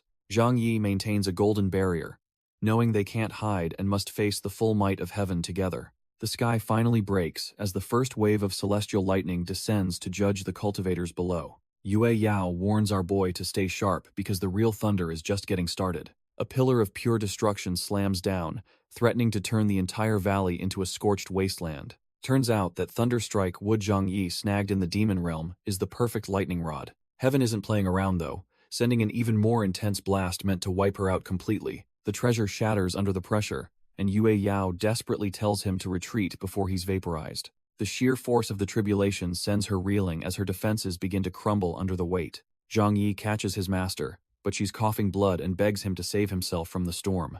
Suddenly, the lightning begins to swirl into a terrifying vortex that feels far more sentient than a storm. A massive, mocking face appears in the clouds, dumbfounded that mere mortals think they can resist heaven's will. Our boy's system goes haywire, warning him that the so-called heaven above has turned completely rotten and evil. As the dark avatar looms, Zhang Yi realizes that fate itself might just be a rigged game. Flashes of everyone he loves fuel his resolve, making him swear to defy the heavens for their sake. To save his master, he makes a desperate gamble by burning his own holy body to trigger a barrier. The golden array roars to life, meeting the sky's wrath head-on in a blinding clash of divine energies. Even as the world trembles, the barrier holds firm against the relentless onslaught of purple lightning. The celestial entity is left dumbfounded, sensing a power within Zhang Yi that shouldn't exist in a mortal. Far below, the onlookers can only watch in terror, questioning if they are witnessing a battle against divinity. Realizing he can't win this round, the spirit mocks our boy one last time before retreating. As the sun finally breaks through the gloom, the lingering laughter of the heavens leaves a bitter aftertaste. Zhang Yi realizes the system barrier saved them, but it completely drained his supreme holy body's power. Seeing her life force is still intact, he pulls out the Fox Clan's pill and a system fruit. He urges her to hold on, while channeling the medicine's power through a glowing healing array. After a tense moment, the ethereal beauty finally begins to stir as her consciousness slowly returns. Our boy is relieved when she opens her eyes, greeting her with a smile that hides his exhaustion. However, she immediately notices his aura has vanished, realizing he sacrificed his legendary physique just for her. She breaks down and calls him an idiot, wondering how he'll survive the cultivation world without his gift. He just pulls her close, claiming that losing his power is nothing compared to the thought of losing her. In this quiet moment, he finally lays his heart bare and asks if she feels the same way. Blushing harder than ever, the cold fairy finally prepares to admit what has been on her mind. Yue Yao finally drops her icy facade and admits that she actually likes him too. Our boy is absolutely over the moon, thinking he has finally won over his beautiful master's heart. However, she clarifies that her love is a complex mix of master-disciple bonds and selfish desire. She confesses that while she is ruthless to the world, she feels something truly indescribable for him. Zhang Yi is dumbfounded, realizing she has been bottling up these intense feelings for a long time. He pulls her close, claiming their minds are in perfect harmony, and he understands her heart completely. Our boy admits he has always loved her, but feared his words would ruin their precious bond. He cups her face, declaring she is the only person who truly matters to him in this world. Without another word, he leans in and seals his confession with a bold, passionate kiss. The cold fairy is left stunned, jokingly calling him a wicked disciple for his sudden, daring move. Zhang Yi pulls his master closer, his hand resting firmly against her as the tension reaches its peak. He finally goes for it, sealing the deal with a kiss that leaves the cold fairy completely breathless. Yue Yao can't help but reciprocate, her hands trembling as she finally lets her guard down for him. They stand alone in the wreckage of the tribulation, lost in a moment that defies every sect rule. Suddenly, she snaps back to reality and shoves him away, shouting that this has gone far enough. Our boy just grins from the dirt, teasing her about how even the merciless fairy has a shy side. He brings up an old legend about master-disciple lovers, trying to convince her that their bond is destiny. As he holds her again, she wonders why she can't find the strength to actually stay mad at him. The romantic atmosphere is instantly nuked when Bai Zhe comes soaring in with the rest of the crew. The girls are absolutely dumbfounded, catching them red-handed in what looks like a very scandalous outdoor rendezvous. Zhang Yi tries to play it cool, claiming he was just helping his weakened master after the lightning storm. The peanut gallery isn't buying his trash-tier excuses, especially not the judging divine beast and the skeptical girls. Our boy digs a deeper hole by claiming the demon saintess totally volunteered to be his personal maid. Chen Xiaokui immediately snitches, revealing he actually forced her into service, making him look like a total playboy. Surprisingly, the cold fairy decides having a high-ranking demon servant for her disciple is actually a huge win. She officially appoints the fox girl as a spy to report whenever Zhang Yi starts acting like a degenerate. While the crew celebrates his misfortune, they decide it is finally time to head back to the home base. The sect disciples are absolutely hyped to see their strongest duo return in one piece from the heavenly chaos. While walking, the saintess drops some heavy lore about how the recent tribulation wiped out countless top-tier experts. Zhang Yi realizes the heavenly Tao has turned selfish, literally devouring the souls of those who fail to ascend. Zhang Yi receives a high-stakes system task to destroy the heavenly Tao's evil consciousness within a century. Our boy steals his resolve, swearing to defy the heavens just to keep his master and himself alive. Suddenly, massive golden portals tear open as the great Zhou dynasty makes an unannounced and formal appearance. General Zhang Wufeng emerges to pay his respects, though his somber attire hints at a major tragedy. While the cold fairy demands answers, the princess grows anxious, noticing the funeral cloth on the general's head. The general delivers the crushing news that the Holy Emperor failed his tribulation and has officially passed away. Shen Chenyu completely loses it, falling into a state of pure denial over her father's sudden death. Sensing an era of total chaos approaching, Yue Yao orders Zhang Yi to escort the princess home immediately. Our boy comforts the grieving girl, promising his master that he will see this mission through to completion. They finally reach the Great Zhou Palace, where the atmosphere is heavy with mourning and political tension. Zhang Yi enters the palace with Chen Yu and Xiaokui, noting how imposing the royal grounds feel. The officials are dumbfounded, whispering that our boy is a god for having a demon saintess maid. The empress and crown prince Jiangqing greet them, though the atmosphere is thick with grief and mourning. Chen Yu finally breaks down, sobbing in her mother's arms as the reality of her father's death hits. Jiangqing clings to Zhang Yi like a lost child, making Xiaokui wonder if he attracts men too. Suddenly, a mocking laugh cuts through the air as a provocative woman calls the prince a brat. This is Ren Qianqiu, the demon emperor's daughter, currently cozying up to the trash-tier eldest prince. Our boy realizes the demon sect has already infiltrated the palace, sensing a massive conspiracy brewing. The brothers immediately start bickering over the throne, proving the royal family is cut from the same cloth. Changtian throws a massive tantrum, screaming that the throne should belong to him instead of his younger brother. Jiangqing retorts by flashing a middle finger learned from our boy, flexing his superior golden core cultivation stage. The demoness Ren Qianqiu intervenes, causing the trash-tier eldest prince to immediately fold and start acting like a simp. Jiangqing hides behind Zhang Yi like a scared child, while our boy senses a massive demonic conspiracy brewing. Ren Qianqiu starts flirting with Zhang Yi, making him wonder if his charm stat is just naturally maxed out. Xiaokui isn't having it, stepping in to protect her master and telling the demoness to back off immediately. The two beauties face off with murderous intent, ready to turn the palace into a literal war zone. The Empress Consort finally intervenes, decreeing that the brothers must settle their throne dispute without outside interference. Ren Qianqiu backs off with a final insult, leaving Zhang Yi smothered by tales and baffled by female hostility. The two brothers immediately start begging their mother to set the terms for the throne competition. The Empress Consort reveals the trial involves a hidden dragon vein that will choose the next heaven-sent ruler. While they play nice on the outside, both brothers are internally plotting to bury each other for good. She worries that this bitter sibling rivalry might actually be the final nail in the dynasty's coffin. Our boy is stunned when Zhang Qing shamelessly offers up his own sister just to secure some extra help. Zhang Yi initially plays the high ground, telling the kid he needs to earn his own destiny. Suddenly, the system offers a chance to restore his holy body, making the mission a top priority. Zhang Qing is completely dumbfounded when Zhang Yi does a total 180 and starts acting like his best friend. Meanwhile, the trash-tier eldest prince begs the demoness to handle Zhang Yi, unaware she finds him utterly repulsive. Zhang Yi leads the group to the Dragon Vein Cave, ready to claim the Empire's ultimate power. Zhang Qing explains that the first trial is Knife Mountain, a place where ordinary cultivators meet their end. Staring at the wall of steel, our boy thinks this trial is just a bunch of oversized cutlery.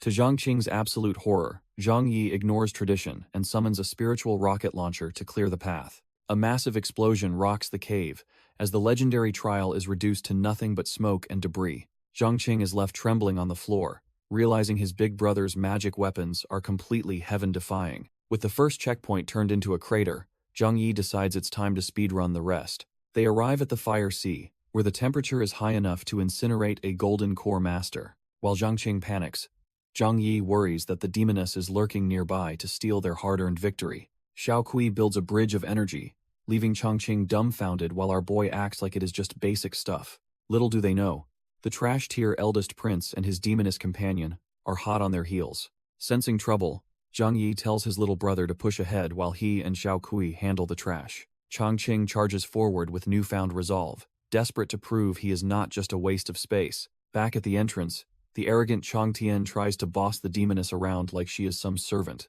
Turns out she is done playing nice, brutally ending the prince's life once his usefulness finally runs dry. Our boy is not surprised by her demonic cruelty and prepares to block her path to the Dragon Vein. He quickly realizes her cultivation is at the nascent soul stage, making this a life-or-death struggle. Knowing raw power will not cut it, Zhang Yi summons his divine brush to even the playing field. Zhang Yi mocks the cultivation gap, betting his insane hand speed can actually bridge the massive power distance. He recites a legendary poem, manifesting a golden domain that catches the arrogant demoness completely off guard. Ren Qianqiu is dumbfounded as the fusion of poetry and painting mana binds her like a common criminal. Our boy can't help but brag about bagging a nascent soul expert while Chen Xiaokui watches in awe.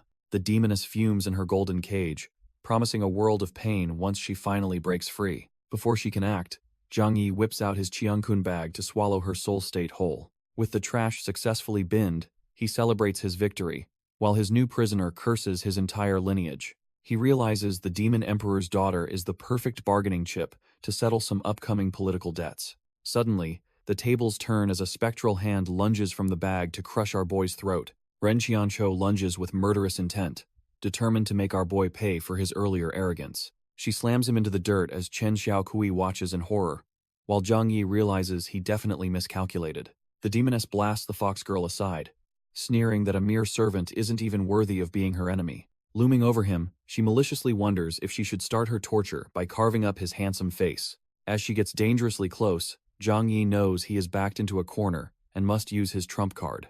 He quickly weaves a complex hand seal, channeling every bit of mana he has left into one final gamble. Suddenly, a massive golden formation erupts, leaving the demoness completely dumbfounded and unable to move a single muscle. Even Chen Xiaokui finds herself paralyzed by the overwhelming pressure of the ancient seal locking down the area. Our boy smugly explains this is his master's ultimate imprisonment art, forcing them both into a stalemate of stillness. Though she swears revenge, Ren Qianqiu is secretly shaken by a strange, sudden throbbing in her cold demon heart. Zhang Yi is barely holding the seal, praying that his royal brother can secure the Dragon Vein's approval. Meanwhile, Shen Changqing enters the cave's depths, facing a gauntlet of massive, hammer-wielding armored sentinels. He realizes this trial wasn't in the records, staring down a guardian that towers over his puny frame. Sensing something is off about these metal giants, he decides to blitz past them before they can react. But the ancient machinery hums to life, a sinister red glow igniting within the guardian's cold iron helmet. Suddenly, the prince is dancing for his life as the statues move with a speed that defies their bulk. One heavy strike catches him off guard, sending a jolt of pure agony through his royal body. He hits the dirt hard, barely avoiding a crushing blow that would have turned him into a pancake. Looking at the destruction, he feels like a total failure for struggling against mere suits of trash-tier armor. He grits his teeth in shame, cursing the years of stagnation that left him so utterly pathetic and weak. He remembers a childhood of pure misery, where his own brothers and even the palace staff treated him like trash.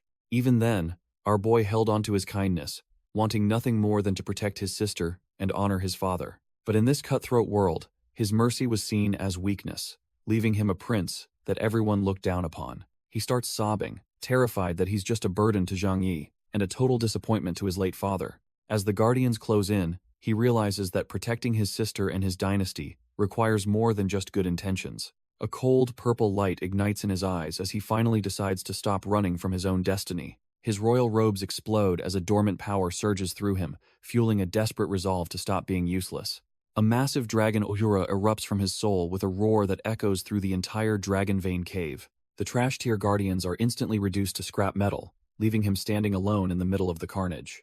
Hess completely dumbfounded, realizing he just awakened the legendary 100-battle tyrant body of the Great Zhou royal clan. Shen Chengqing rushes through the ruins, desperate to find the Dragon Vein, while our boy Zhang Yi handles the enemies. He finally reaches the secret chamber, but is dumbfounded when he can't sense a single drop of dragon aura. His search is interrupted when he spots a mysterious white-haired girl casually napping on the sacred stone altar. The brat wakes up with a mean right hook, sending the prince flying for disturbing her peaceful slumber. He freezes in shock, realizing this little girl carries the exact same aura as the legendary founding ancestor, Shen Wangu. Before he can even bow, she delivers a painful headbutt while claiming to be his literal 1,000-year-old ancestor. She explains that a botched heavenly tribulation forced her to swallow the Dragon Vein, which reverted her body's age. Shen Chengqing nearly has a heart attack, realizing his ticket to the throne was just eaten by a toddler. She just smirks and decides that since she is the Dragon Vein now, she'll give him her personal approval. Meanwhile, the system pings as Zhang Yi successfully restores his supreme holy body,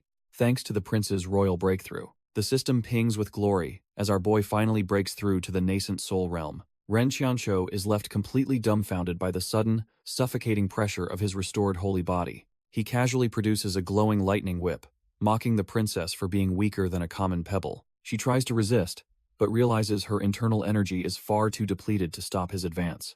With a sharp crack, he begins his unique brand of discipline to humble the arrogant demon princess. He claims each strike as a gift, promising that 3 whips are enough to make anyone feel immortal. Having lived a life of luxury, she trembles in shame at being treated like a common servant. He activates his kneeling water technique, forcing her body to submit to his will without any resistance. Watching from the sidelines, Chen Xiaokui finds the scene surprisingly exciting and wishes she could participate too. Suddenly, the prince returns to the fray carrying his pint-sized ancestor to show off their newfound power. The prince catches our boy mid-discipline and is genuinely impressed by his bold style of handling trash-tier enemies. Zhang Yi isn't even embarrassed, telling the newcomers they're just in time to help seal this demonic princess. Realizing she's cornered, Ren Qianqiu decides to burn her ultimate trump card to escape this humiliating situation. She triggers the malevolent emperor's teleportation talisman, catching Zhang Yi off guard with its sudden, explosive power.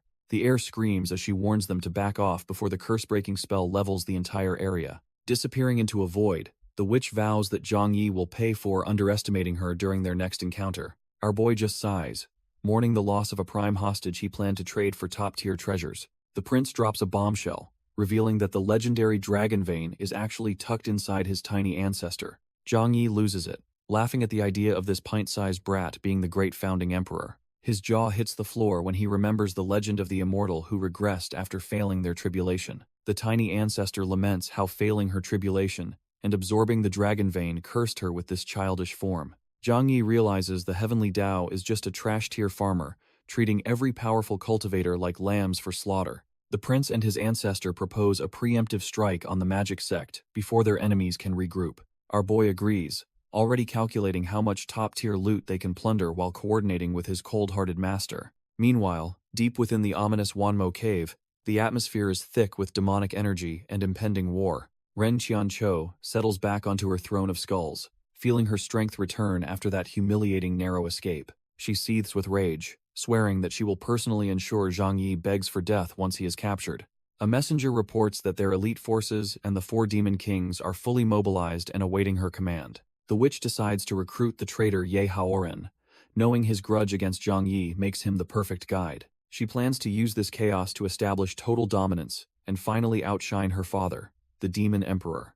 Zhang Yi and his fox handmaiden are almost home, but the peaceful forest hides a dark secret. Suddenly, Chen Xiaokui senses a foul demonic aura nearby, warning our boy to stay on high alert. They spot magic sect troops lurking, making Zhang Yi realize the witch's army is moving faster than expected. The system triggers a ridiculous mission, demanding Zhang Yi cross-dress to infiltrate or face a humiliating debasement. He initially refuses with righteous fury, claiming his noble heart won't succumb to such trash-tier schemes. However, when the system dangles an S-class spell, his principles vanish faster than a low-level mob. Zhang Yi shamelessly begs Chen Xiaokui to use her fox magic to help him pull off the disguise. Meanwhile, the exhausted magic sect lackeys take a breather, completely unaware that trouble is walking right toward them. Our boy emerges in a cursed pure love outfit, looking absolutely terrifying with his muscular frame and fake curves. The enemy soldiers are left utterly dumbfounded by the muscular sister who just appeared out of nowhere. The magic sect mobs are so traumatized by our boy's cursed look, they start puking rainbows in pure agony.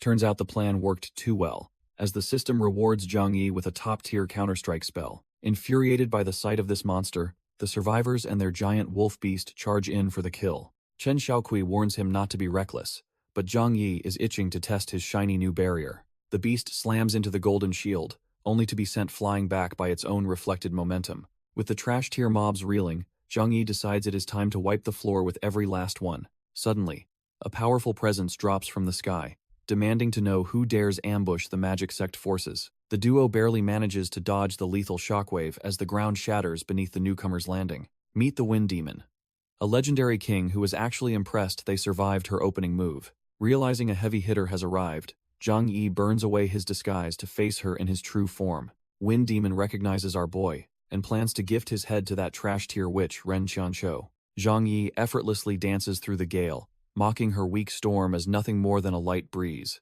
Even the Demon King is impressed by his speed, though she quickly blocks his counter with her fan. Suddenly, Chen Xiaokui lunges in, with a sneak attack, leaving the Demon King cursing the pesky fox. Zhang Yi tells her a mere nascent soul demon isn't worthy, while she prepares to unleash hell. The Demon King gathers her mana, looking down on them like flickering candles about to be snuffed out. A massive windburst erupts, turning the entire battlefield into a chaotic, swirling death trap.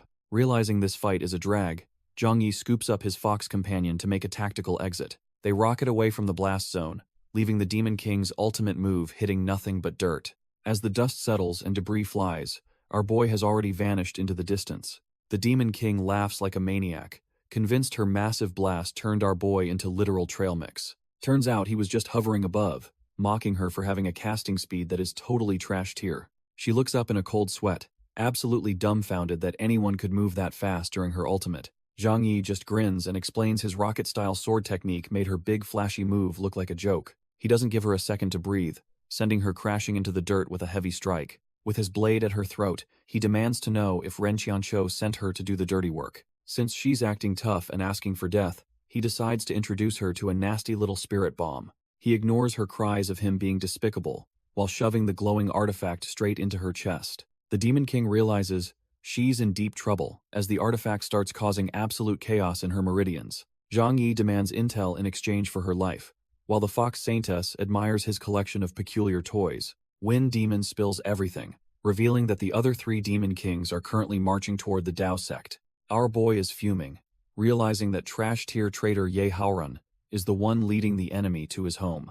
He grabs the Fox Saintess and starts hauling tail back, planning to use their captive's wind powers as a counter. Meanwhile, at the outskirts of the mountains, the traitors are already positioning themselves for a massive ambush. The Thunder, Water, and Fire Demon Kings are feeling themselves, thanking the traitor for finding them a shortcut.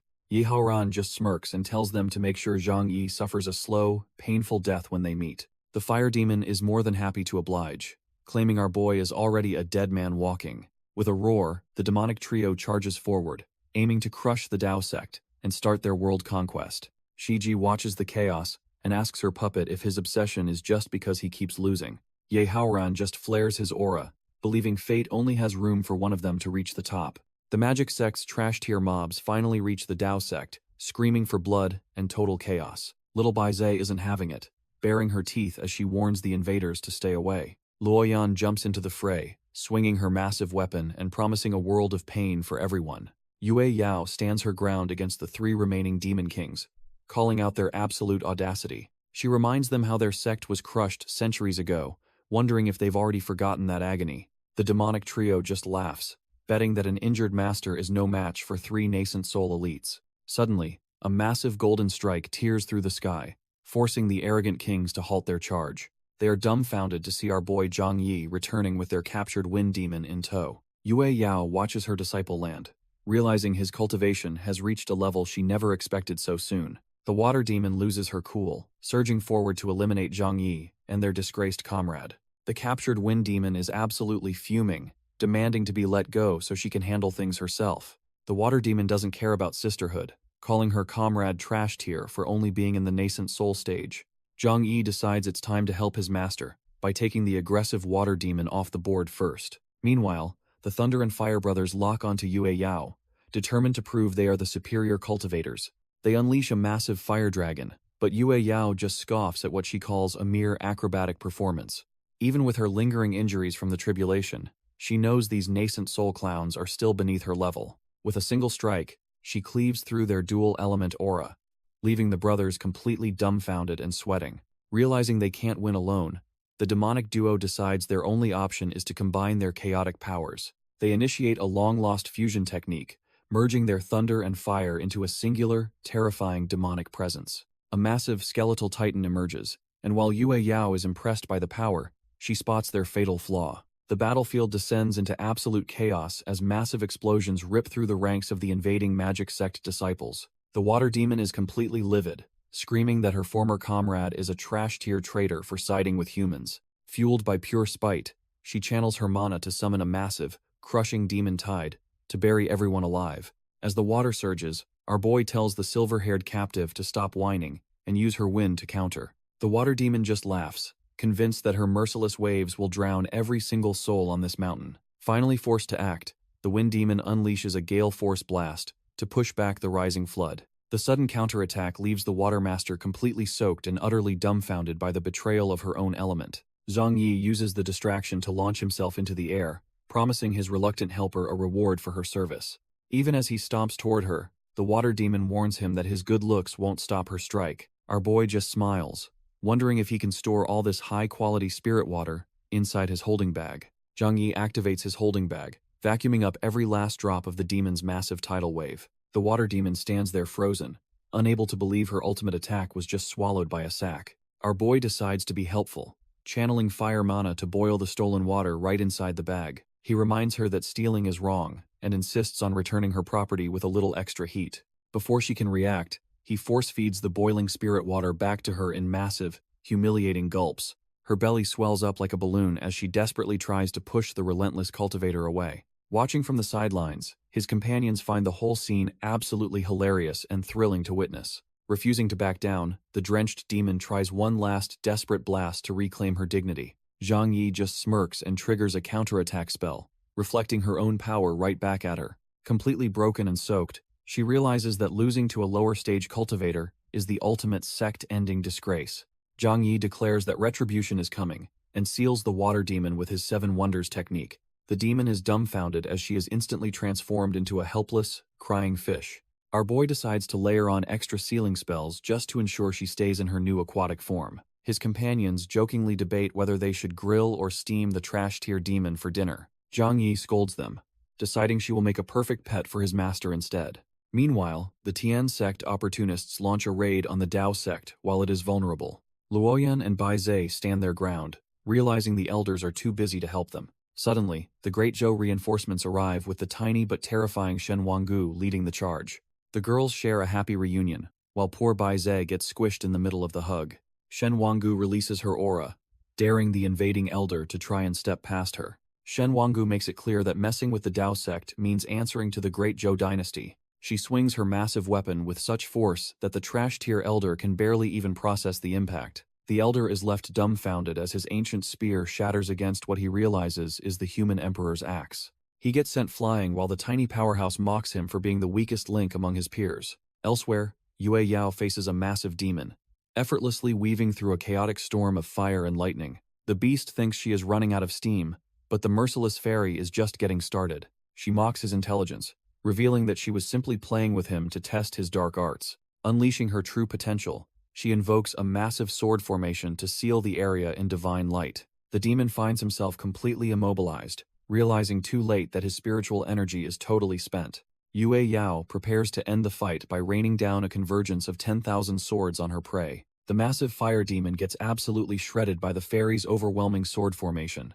With a final burst of divine light, the beast is erased from existence, as Yue Yao stands victorious. The remaining trash tier invaders realize they messed with the wrong sect and start begging for their pathetic lives. Yue Yao isn't feeling merciful today and wipes them out to show the world the Dao sect's true teeth. Our boy finally regroups with his master, bringing along his chaotic squad and a bag full of demon fish. Zhang Yi shamelessly showers his master with praise, acting like her biggest fan after her legendary display. Meanwhile, the tiny ancestor keeps the cowardly emperor pinned down, making sure he doesn't crawl away in shame. Yue Yao decides it's time to execute the snake to unify the continent and strike fear into her enemies. The once mighty emperor is reduced to a blubbering mess, realizing his royal blood won't save him from her blade. Suddenly, the system throws a curveball, forcing Zhang Yi to find a way to save this trash for future schemes. Our boy steps in, telling his master that this trash-tier emperor isn't worth dirtying her elegant hands.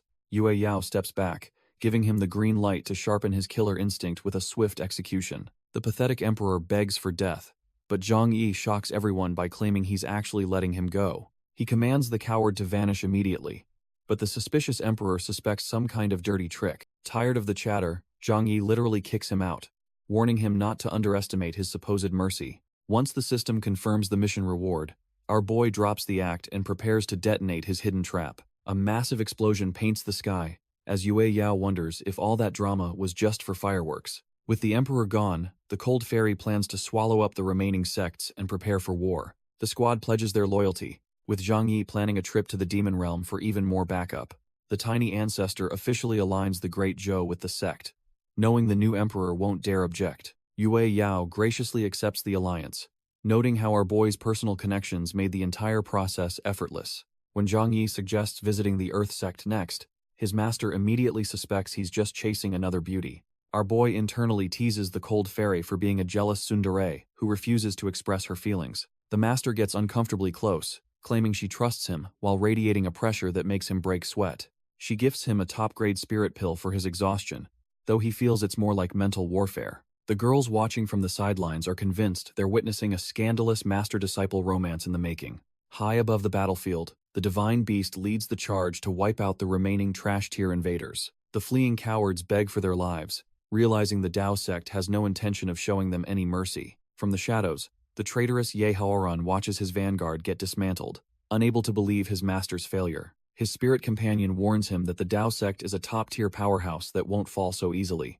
Yahello refuses to give up, planning to recruit the demoness Ren Qianshou for their next strike. His spirit guide sighs at his impatience, secretly wondering if she should just jump ship to Zhang Yi. She even starts blushing at the thought, questioning if our boy would actually take in a spirit like her. The next morning, Zhang Yi arrives at the Earth Sect Square with his little sister in tow. Luoyan teases him about why they're alone, but he just claims it's out of habit from their travels. She pouts when he gets serious, though she's clearly just happy to be away from the master's pressure. The Earth Sect's top heirs greet them, though Jun Wuyan is clearly annoyed to see the little glutton. The two girls immediately start bickering, with the enchantress mocking Luoyan's height and sudden growth elsewhere. Jun Wao drops a bombshell, explaining that Jun Lintian is bedridden after a disastrous encounter with lightning. Zhang Yi realizes the alliance is in trouble, as they can't move forward without the unconscious leader's approval.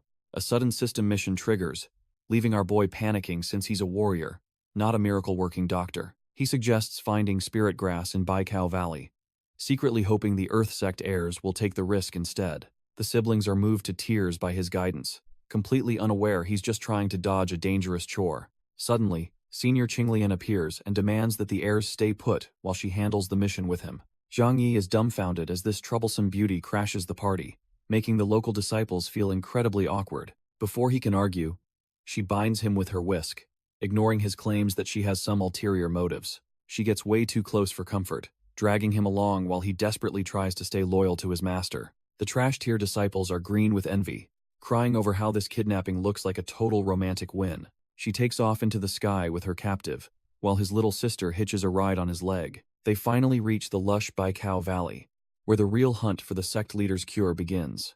Zhang Yi is impressed by the elder's luck, while she fumes over the little sister ruining her date. Their peaceful foraging is cut short when massive, multi-eyed predators suddenly drop from the canopy to ambush them. It turns out the spirit grass was just bait for these nascent soul-stage rainbow demon fang spiders. Instead of being terrified, the little sister starts drooling over how much meat these giant pests might provide. The elder snaps at her for being a delusional small fry, before grabbing both burdens to flee. A massive explosion rocks the forest behind them as they narrowly dodge the initial wave of the swarm. She complains about her heavy cargo, while our boy reminds her he never actually asked for this ride. Desperate for a breather, she spots a dark cave entrance on the mountainside that looks like a perfect hideout. After sealing the entrance with a spell, they realize they might have jumped straight into the spider's lair. The little sister points out a glowing, massive egg, leaving them all wondering what kind of nightmare they've found.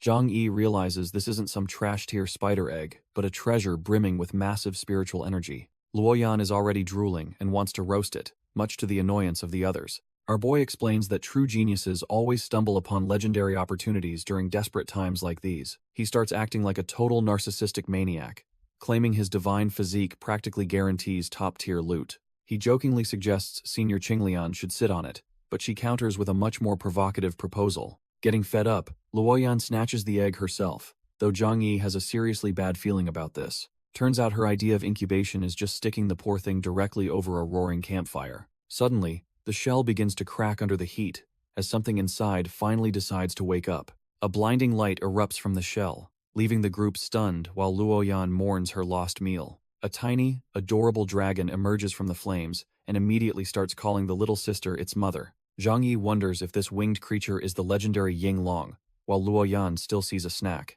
Both ladies try to win its affection with promises of milk, hoping to be its new mommy. The little beast isn't buying it and sends Luoyan flying, proving its strength is no joke. It decides our boy is the only one worthy, demanding he take on the role of its father. While Luoyan throws a tantrum, Qinglian realizes this tiny creature already possesses a terrifying nascent soul aura. The baby gets hungry, but instead of milk, Zhang Yi offers it a taste of his strong alcohol. Qinglian makes a suggestive offer, while the dragon happily chugs the spirit wine like a true cultivation pro. One massive burp later, the dragon unleashes Samadhi True Fire, nearly turning the entire group into charcoal. Our boy realizes he just gained a top-tier flamethrower, and prepares to wipe out the spiders outside. With his new living weapon in hand, the squad heads out to turn those trash-tier bugs into ash. Zhang Yi lets the baby dragon loose, watching as Samadhi True Fire incinerates the trash-tier spiders instantly. Qinglian and Luoyan dive into the chaos, eager to finish off the remaining pests and claim their victory. After the slaughter, our boy reminds everyone to loot the corpses, while the greedy dragon focuses on eating. Back at the Earth sect, the news spreads quickly that the sect master has finally opened his eyes. Junlin Tian wakes up dazed, while his children thank Zhang Yi for providing the life-saving spirit herb. Zhang Yi plays it cool, claiming it was just a favor while secretly eyeing the mission rewards. Realizing the Dao sect is now the continent's top power, the Earth sect leader has no choice but to submit. The system pings with a massive win, granting our boy a new lightning technique to smite his future enemies. With the alliance sealed, Zhang Yi sets his sights on unifying the continent by crushing the rival Qingshan sect. He knows their righteous reputation is a total sham, hiding a wicked gang that needs to be taken down. The Qingshan sect is basically a trash-tier gang masquerading as cultivators to exploit the common folk. Our boy's system suddenly triggers a high-stakes mission to wipe these thugs out within just 7 days. Zhang Yi flees the Earth sect on his sword, having luckily tricked the obsessive Senior Qinglian into a fake date. Back at the sect, Senior Qinglian is left waiting under the sunset, feeling totally stood up by her crush. She decides if she can't win his heart, she'll just settle for capturing his body by force instead. By the next day, our group arrives at Yulan City, the heart of the corrupt Qingshan territory. They find a crowd of brainwashed locals worshipping some arrogant banners written by the local young master. Not one for nonsense, Zhang Yi reaches out and disrespectfully tears the trashy couplets right off the wall. He calls the citizens total fools for praising such garbage, much to the shock of the surrounding onlookers. The angry mob warns him that disrespecting Zhao Yan is a death sentence, but our boy couldn't care less. Zhang Yi smirks, thinking he finally found a decent challenge in this trash-tier city after hearing about the opponent. Suddenly, the local young master Zhao Yan arrives, flanked by a smug scholar and a group of guards. The terrified citizens scramble for cover, knowing that crossing the Qingshan sect usually ends in a funeral. Sparks fly as our boy faces down the arrogant noble, neither side willing to back down an inch. Zhao Yan tries to act like a hero, claiming his sect only wants to bring peace and harmony. Zhang Yi isn't buying it, pointing out that everyone knows they just exploit the weak for their own gain. Feeling disrespected, the young master fumes, while his advisor steps in to put the outsider in his place. The scholar challenges Zhang Yi to a literary duel, but our boy just picks his nose, looking completely bored. Losing his cool, Zhao Yan orders his man to stop talking and just kill the brat already. While the onlookers think he's seeking death, Zhang Yi prepares to show them why he's the real deal. The scholar recites a couplet that summons a massive tidal wave, trying to drown everyone in his ego. The citizens tremble, convinced that ordinary people have no hope against such overwhelming spiritual pressure. Zhang Yi remains unfazed, confident that his cultural background from Earth makes these guys look like total amateurs. When he responds with a poem about chrysanthemums, a golden aura erupts and leaves his sister totally starstruck. The crowd is swept away by the fragrance, finding his words much more relatable than the scholar's arrogance. Both the scholar and the young master are dumbfounded that simple phrases could manifest such a powerful phenomenon. Feeling humiliated, the scholar sheds his robes and channels his full power for a more physical second round. He releases a massive shockwave, arrogantly claiming that his sect is the only true ruler of this world. Zhao Yan laughs at the display of dominance, thinking his man has finally regained the upper hand. Our boy just stares them down, calling their self-praise pathetic before preparing his final, crushing response. Zhang Yi unleashes a righteous poem that manifests as a blinding golden light, demanding justice for the common folk. The shockwave of his words ignites the Yulan citizens, who finally find the courage to demand the sect's expulsion. The Qingshan scholar is reduced to a blubbering mess, desperately hoping his remaining momentum can salvage his pride. He gathers every ounce of his cultivation into one final, pathetic couplet, trying to force the heavens to listen. Our boy just delivers a brutal counterstrike that sends the trash-tier scholar flying like he was kicked by a donkey. With his main muscle out cold, Zhao Yan realizes he is completely alone, and his backup is nowhere nearby. Driven by pure desperation, the young master gambles his entire future on a single, suicidal death blow against Zhang Yi. Zhang Yi casually shuts him down with a single punch, wondering why these weaklings always feel the need to shout. Even while coughing up blood, the arrogant brat tries to hide behind his father's status like a true coward. Unimpressed by the empty threats, Zhang Yi sends him face first into the dirt to teach him about true invincibility. Zhao Yan is absolutely losing it, sobbing about his humiliation and daring our boy to finally end his life. Zhang Yi just shrugs, remarking that he's never heard such a weird request but is happy to oblige him. A massive bolt of lightning crashes down, silencing the brat's screams before he can even regret his big mouth. Looking at the charred remains, Zhang Yi notes the efficiency of his new thunder technique while his sister cheers. The local citizens are grateful but terrified, begging the group to flee before the sect's heavy hitters arrive. Our boy just smiles, telling them he's here for justice and wants the world to know he's the executioner. By the next morning, the peace is shattered as a massive cavalry force storms the city gates seeking blood. Leading the charge is Zhao Yu, a nascent soul powerhouse demanding they capture Zhang Yi alive for his crimes. Suddenly, the ground begins to glow with an ominous blue light, making the soldiers realize they've walked into a trap. Massive explosions tear through the ranks, sending men flying while their leader desperately tries to maintain order. Zhang Yi explains he's rigged the city with spiritual bombs, ensuring safety as long as no internal betrayal occurs. Suddenly, Zhao Yu leads an aerial assault on a dragon, making our boy realize Luo Yan might be a jinx.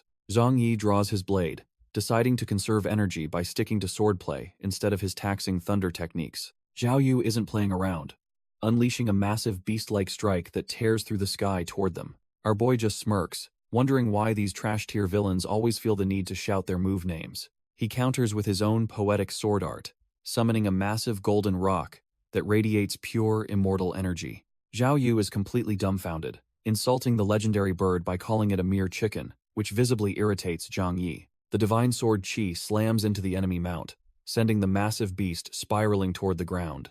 Not wanting to miss the fun, Zhang Yi calls for his sister and the little dragon to join the fray. The trio delivers a synchronized beatdown, with Zhang Yi landing a solid kick, while Luoyan and the dragon pummel them. Zhao Yu starts sweating and orders his lizard mount to grow, hoping size can bridge the power gap. The lizard bulks up into a behemoth, but Luoyan just thinks the giant reptile looks like a snack. Zhang Yi isn't about to let them show off, and tells his team to reveal their own growth. The little dragon becomes a mountain of scales, motivated by Luoyan's promise of sweet candied hawthorn rewards. The massive dragon launches a devastating belly flop, leaving Zhao Yu screaming for his life as shadows loom. Our boy pulls a classic bait and switch, shouting about a palm technique while delivering a brutal face kick. Zhao Yu is dumbfounded by the impact, realizing Zhang Yi's holy body grants him absolutely terrifying physical strength. The little dragon traps the enemy lizard in a crushing hug that is anything but friendly or loving. Luoyan is completely floored when the dragon swallows the beast whole, proving it's the ultimate glutton of the group. Seeing their master getting wrecked, the trash-tier soldiers charge forward in a desperate attempt to save him. Luoyan spots the incoming reinforcements, while the little dragon is still busy snacking on his latest meal. Zhao Yu laughs, thinking numbers will save him, but our boy is just excited to clear the field. Suddenly, the obsessive senior Qinglian crashes the party, complaining that Zhang Yi started a fight without her. She immediately clears the trash-tier soldiers with a massive purple storm, proving she is as deadly as crazy. Zhao Yu tries to stir the pot by accusing Zhang Yi of having a secret fling with the elder. Zhang Yi isn't having it, and shuts him up with a strike that sends the arrogant brat flying. Just as he is about to finish it, the system offers an S-rank spell to keep Zhao Yu alive. Realizing he cannot pass up the loot, Zhang Yi delivers a non-lethal kick to keep the lizard dizzy. He plants a spiritual energy bomb inside Zhao Yu, turning the sect heir into a walking, talking hostage. Qinglian demands repayment for her help, leaving Zhang Yi sweating over the terrifying cost of her emotional debts. Zhang Yi promises to personally serve the obsessive senior Qinglian once the trash-tier Qingshan sect is finally erased. He even swears a fake oath on his sister's life, making Luoyan realize her brother is a total scumbag. After getting a surprise kiss, our boy laments how his past life luck has turned into a mountain of debt. With the hostage in tow, the group begins their march toward the enemy headquarters to settle the score. High atop the mountain, the Qingshan sect headquarters sits oblivious to the storm currently heading its way. Inside, the sect master Zhao Wansong is busy playing games with his maids, instead of actually leading. The trash-tier leader finally catches his prize, laughing while his entire sect is about to go up in flames. A panicked disciple ruins the mood by reporting that the young master has been turned into a human shield.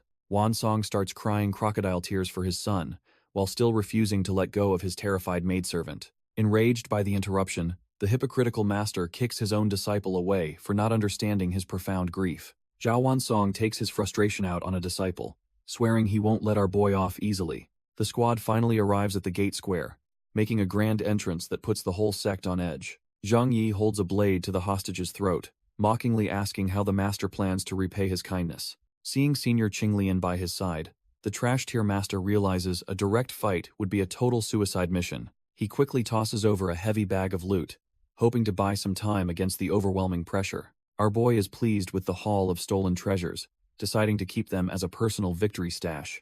After securing a new system spell, he kicks the hostage back while secretly activating a hidden spiritual bomb. The son desperately tries to warn his father about the trap, as he's launched through the air like a projectile. Suddenly, a massive explosion rocks the square, turning the joyous reunion into a chaotic, blue-tinted inferno of spiritual energy. Though he barely survives the blast, the enraged master vows that he and Zhang Yi can never coexist again. Zhang Yi decides to have some fun, unleashing his falling chrysanthemum stone blade to overwhelm the enemy. The trash-tier master is completely dumbfounded, wondering what kind of sentient sorcery is controlling these flying knives. To everyone's absolute horror, the old creep actually seems to be enjoying the backdoor nature of the attack. Our boy and his crew are left speechless, realizing they've encountered a level of degeneracy they weren't prepared for. Shaking off the disgust, Zhang Yi locks in and decides it's finally time to put this old guy down. He charges forward as his sister and the divine beast cheer for the total destruction of the sect. Feeling the pressure, the master reveals his final trump card by summoning two massive, blood-red, unrivaled great serpents. He laughs maniacally, bragging about the countless lives he sacrificed to cultivate these nascent soul-stage monsters. Zhang Yi just smirks, realizing he almost forgot about the ultimate treasure his master bestowed upon him. The ethereal Yue Yao manifests through the portal, immediately scolding her disciple for being such a reckless troublemaker. Qinglian is absolutely fuming, because the master's arrival just ruined her plans for a peaceful life with Zhang Yi. Our boy doesn't care about the drama, and rushes to greet his master with pure, unadulterated joy. Yue Yao isn't having it, and immediately smacks him for being a reckless idiot who almost got killed. Qinglian just scoffs and asks if the old woman is really that worried about her precious little disciple. The two powerhouses start clashing with their sheer killing intent, leaving Zhang Yi trembling between two terrifying women. Feeling ignored, the trash-tier sect master orders his blood-red serpents to tear everyone apart. Both women turn their icy glares toward him, telling the old creep to keep his mouth shut.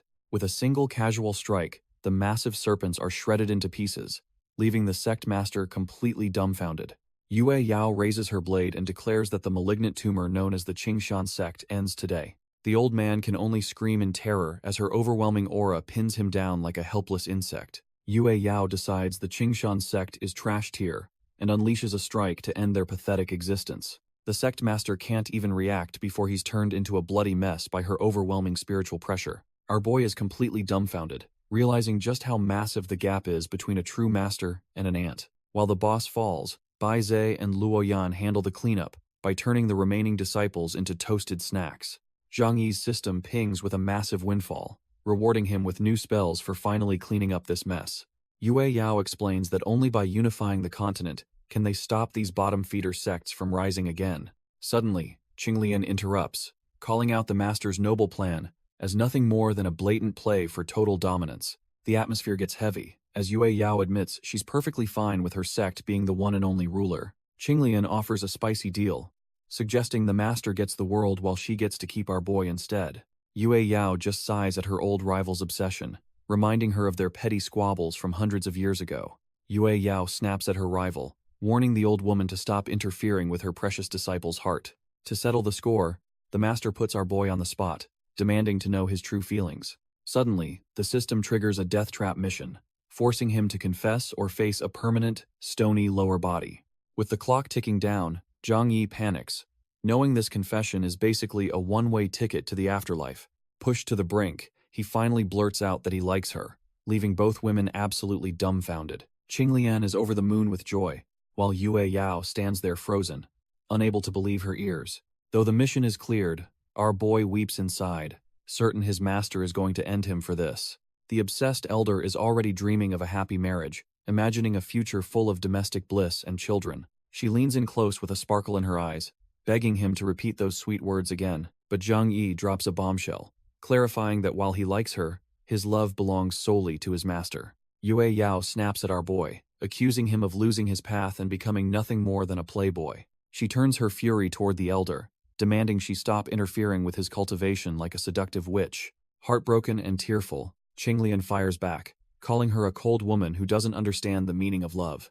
The harsh words hit home, making the sect leader wonder if she was just acting out of petty jealousy. Seeing the writing on the wall, the elder finally yields, acknowledging that Zhang Yi's heart belongs to her rival. Even as she prepares to leave, she promises to remain his loyal ally, her love remaining entirely unchanged. As she flies off, Yue Yao suspiciously asks if he is actually feeling regretful about letting her go. She doubles down on her cold logic, claiming that only absolute focus on cultivation leads to true immortality. But Zhang Yi just smirks, reminding her that she was the one confessing her love during her last tribulation. Faced with her own blatant hypocrisy, the mighty sect leader's dignity completely shatters in an instant. Our boy decides to stop the teasing and focus on cleaning up the remaining trash-tier sects nearby. He knows the real threat is the demon sect sorceress Ren Qianqiu hiding in the shadows. The Dao sect's fame reaches its peak, leading to the formation of the dominant Central Alliance. At the sect square, Zhang Yi prepares his team and the divine Bai Zhe for the coming war. Yue Yao decides to stay behind to guard the sect, wishing her disciple a victorious return. The departure is interrupted by the sudden arrival of a massive group of unexpected reinforcements. The Firefox ancestor appears with her entire clan, eager to support Zhang Yi's campaign. Yue Yao is instantly dumbfounded by his popularity, her jealousy flaring up at the sight of more women. She claims she isn't petty, but immediately starts recording his crimes in a secret notebook. Zhang Yi just laughs and sets off, promising to return once the demon sect is completely eradicated. The Central Alliance finally makes its move, with every major power converging on the dreaded Wanmo cave. Our boy Zhang Yi leads the scouting party, flying high while keeping a sharp eye on the horizon. They arrive at the jagged entrance of the cave, where the air itself feels heavy with demonic intent. Inside, the arrogant Ren Qianqiu lounges on her throne as Ye Haoran delivers the grim news. Ye Haoran is fuming, warning the sorceress that they are facing a total disaster if she keeps playing. She just laughs in his face, convinced that no alliance is strong enough to challenge her sect dominance. With a sudden burst of temper, she smashes her cup and orders him to stop rushing her plans. Ye Haoran realizes she is too self-willed to listen, making their chances of crushing Zhang Yi look slim. Even the spirit Shi Ji advises a retreat, knowing the demon sect is too chaotic to be controlled. Refusing to show any weakness, Yehaoran doubles down on his plan to make his enemies suffer. Xieji sighs, realizing her partner's obsession might ruin everything, making her consider finally cutting ties with him. Meanwhile, our boy Zhang Yi decides to stick to the ground, knowing the demon sect's eyes own the skies. As they trek through the ruins, he notices the ancient stones feel wrong, like they're hiding something sinister. He warns the Firefox ancestor to stay sharp, sensing that something nasty is about to crawl out. Suddenly, the ground shatters as massive stone monsters erupt from the earth, catching them both completely off guard. These trash-tier rock creatures look tough, but Zhang Yi knows every hunk of stone has a breaking point. He tells his ally to stop charging blindly and focus on finding a weakness to exploit instead. The golems retaliate with a blinding burst of light, proving they're more than just mindless piles of rubble. Our boy quickly analyzes the energy, figuring he can just reflect that flashy light right back into their faces.